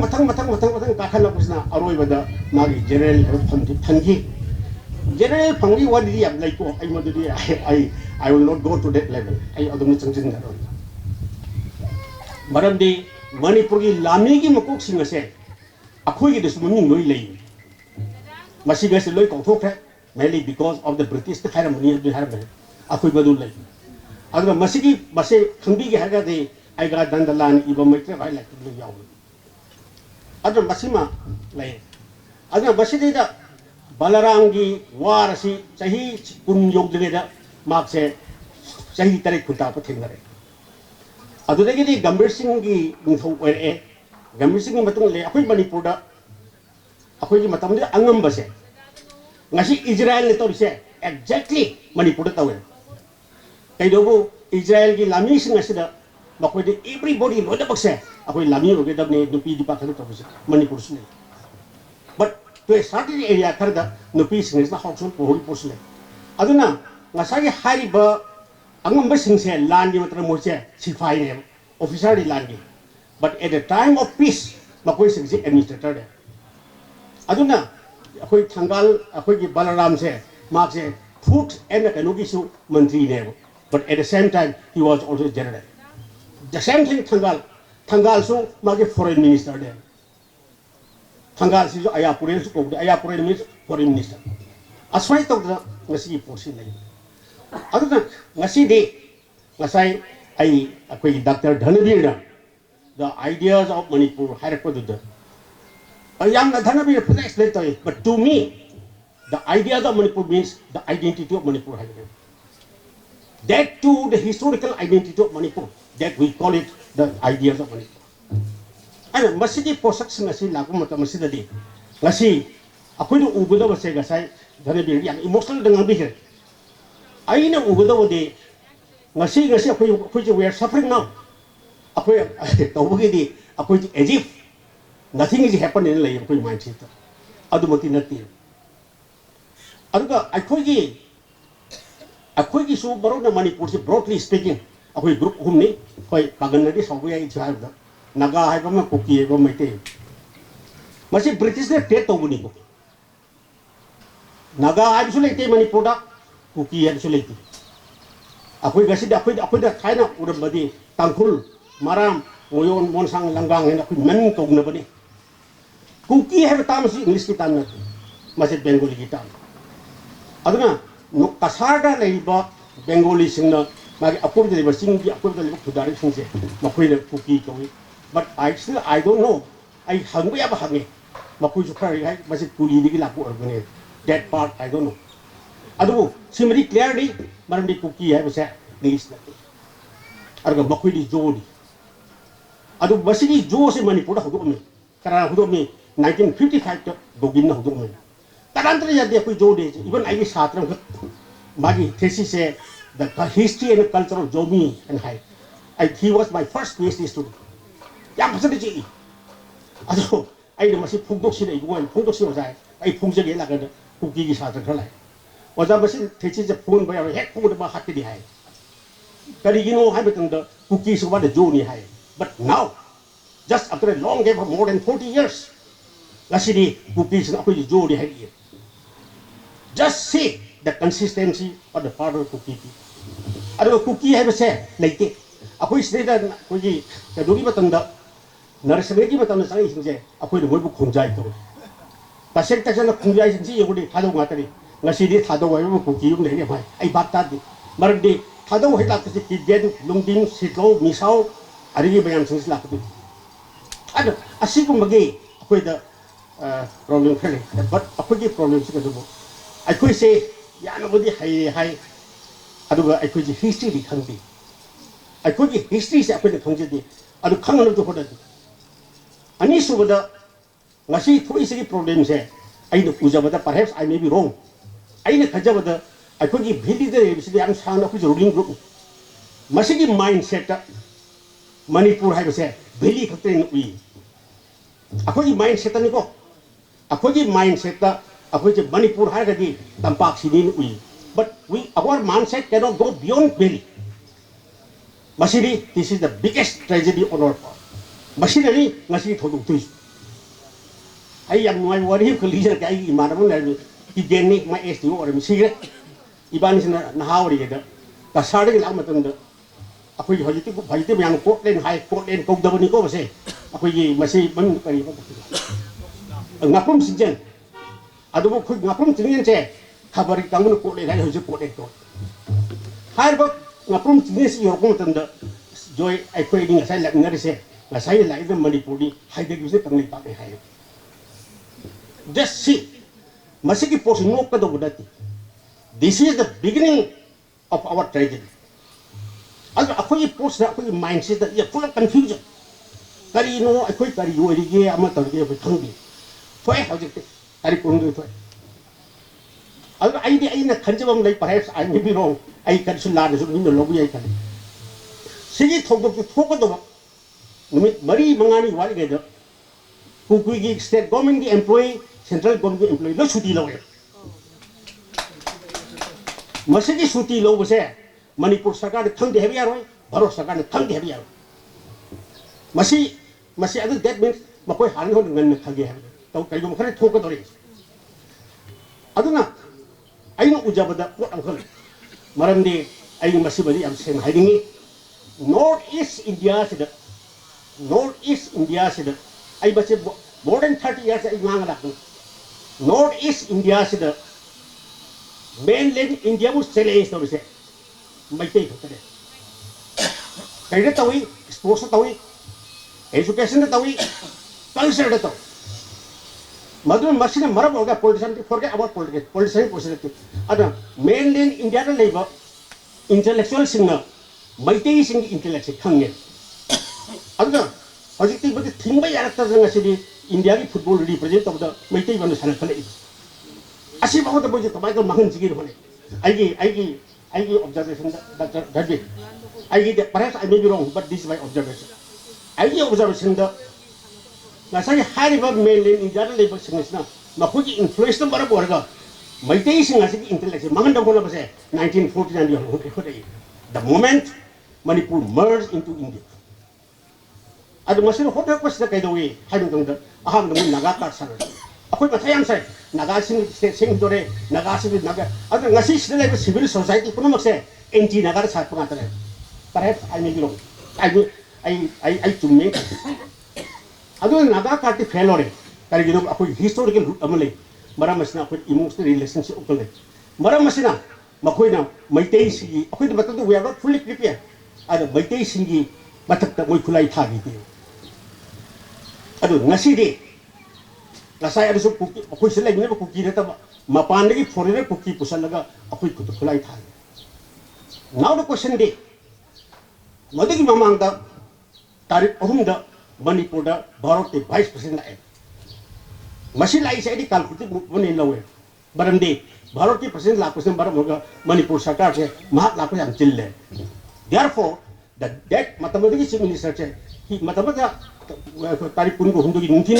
तो he was Manipur university Bharat के vice president बाग लेंगरी माने एक तो गदो से एक तो कम दे okay fine तारीख हुंद होता था तारीख बड़ी दे भारत सरकार ने सिपाही में पुसले अरे दो कमांडर ना उदा लो हाप लो है तारीख मंगा दे बफर स्टेट से मुझे अरे दे बरक्स अभी साल अभी कुछ अरे हजती ले अरे ऐसी क्वेश्चन दे नसी अखोई कारगिल दा लान नमी को खालिस्तान स्टेट की दबा थुगाई बंग की बा इंडिया ना माइलम खक सांग लंबी हागन बंगम दी है बसे मसीती डिलीवरी हागन दबो ले से दिलो अदु दे मसी अखोई न पी अखोई न सफर तौरी बसंग से कना की creation therefore I call it this is the creation of the elite group of people of Manipur ruling elite अदु न मसी की पोट से थमिन न दरकार कोई भी ngasai dari bi hadi an musi wa akoi wari sagada ni sare halak na di chai the same thing I want to talk you ai ravi ga aya ka se chai ahum ni wari sa ravi ai ne Dr. Ranjan ne oja bimola ne akoi ni manga ka sa ni akoi ki eno na bharat ki prime minister office ki thar ko chi ne chai ahum wari sa ba kana ta hui lik oi de single oi de kai na thangda wari sa ba lo sala kan oi madu orpe wari de lijar ko ai thong ka why to orte wo matamo ki Manipur सरकार ना राभी उन्हें भी कर था राभी ना कोई भी उन्हें को लोरे आई उन्हें भी सिनी एडमान हाइड्रोपदी खबर डला है so this is a very interesting and I question the wari sawa hai basi kai ko khare diplomacy ki thabak to bajia ko secretary khare medium ko bajata oi ado hek la ko ko di film star ho dia ha ko thore ada khabar da hangang ba am to basi I think it is not the white voice but anyway this is a trend wow aduna hojite makan miyam lai agum sang zaro ain hiding it ngasi akhoi gi thoi ba problem sing se akhoi for the last so many years ki negative port sing du gi accumulation sing na thon mani ha suma ai observation pije ba aduna ai na ngasai da masiko matang asidale ai na haja ga de asiko matang asidale akhoi balaram gumba misak am da lai ba politician ni oi khara ko ja ka oi aina balaram na panjabadi maramdi balaram na magi level of his commitment level of his sacrifice level of his wisdom and a level of his courage maramdi ngare koi balaram harge thai koi ibe bangre idhau hai ai idhau ga hai du kan pik man rai phale kitan chaw na hai dukse ai mà sẽ trồng tham nhà hay trồng tham nhà đấy ibu trồng tham nhà ai đang nấu đồ các bạn uống cháo nó không được iman không được ibu đi hoa ngang được ai just khá broadly hay mà đi this is the property of the people of Manipur ai Balaram ấy sẽ ai xin nào cái property này nào cái thông này if you mention aku ji sabai jung di thau dai ta gadi don't come out papan thor ano sin to sai lu salo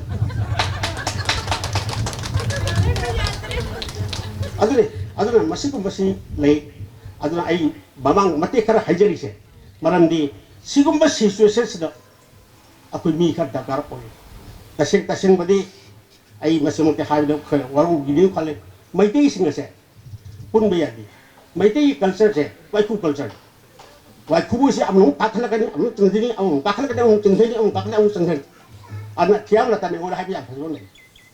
baik pau ge hai tadi di lidah na pau kum soal de pau ge apa sih aduna ai yunda panu mai rendo muri yo de budi sitti ba muri gi mari ni hande sitti ne asi gum ba ko da character kan le aku punjen na si loi hai ko dane bi si lam na kan lau de ko punjen the dane bi kan punjen lau ka dane bi sai ji hengale al aku si da aku heroism ji hen mang de aku ji ai na haris maro ire ai hade khwai thung abani lai hai bu so ai ni akhang bu so ai ni hai na hai ra ba ai go de phagi to le ni phagi oja mas ba da mana pura ta khang hai ni ai masa da sarbai to di chum mane mana sarbai to si chum mane anu masih isu si lai adu da ai yang chang na ai haja bagi na chadi ai na now we require a persons like Balaram baram di Balaram diplomat sam hai ni magi diplomacy asina ni la sai sovereign part le riba akoi ji matam da ko ni haju akoi khongsai singa se man control to magi diplomacy hai bu de ni kari gum marai phadra 1991 gi lan yoram magadi masu ngantan saga dung kari mayam na law bri khong ni ku akoi ji do adu ngasi di unfortunately 1991 lan yahu da badigi ma bu ngasi di miyam khang ba khat tap thi ba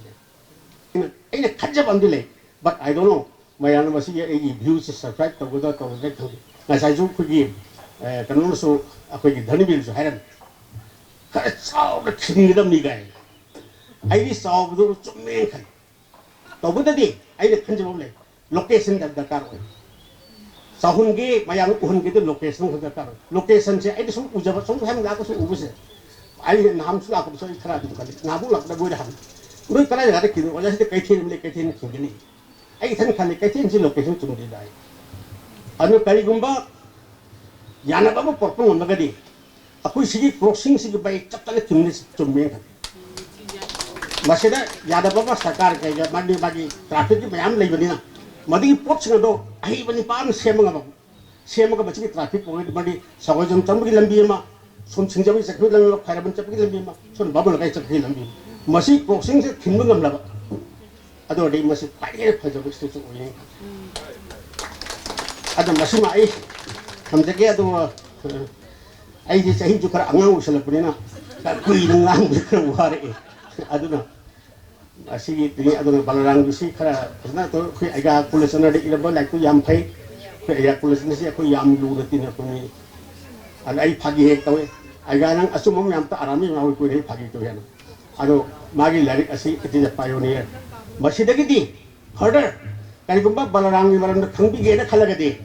apai national archives tak terkar so ada phung ba ni yang maram di record sing am lai bani ma dairi kari gitu tuh bukan award pin aja. Soalnya itu koresponden yang cakap ngomongnya. Mari koresponden sing atau yar wahai sing thung matam dah. Then we'll be able to know Balaram more and more. Thung ngam kade. Sungna Balaram say generally having a yaro.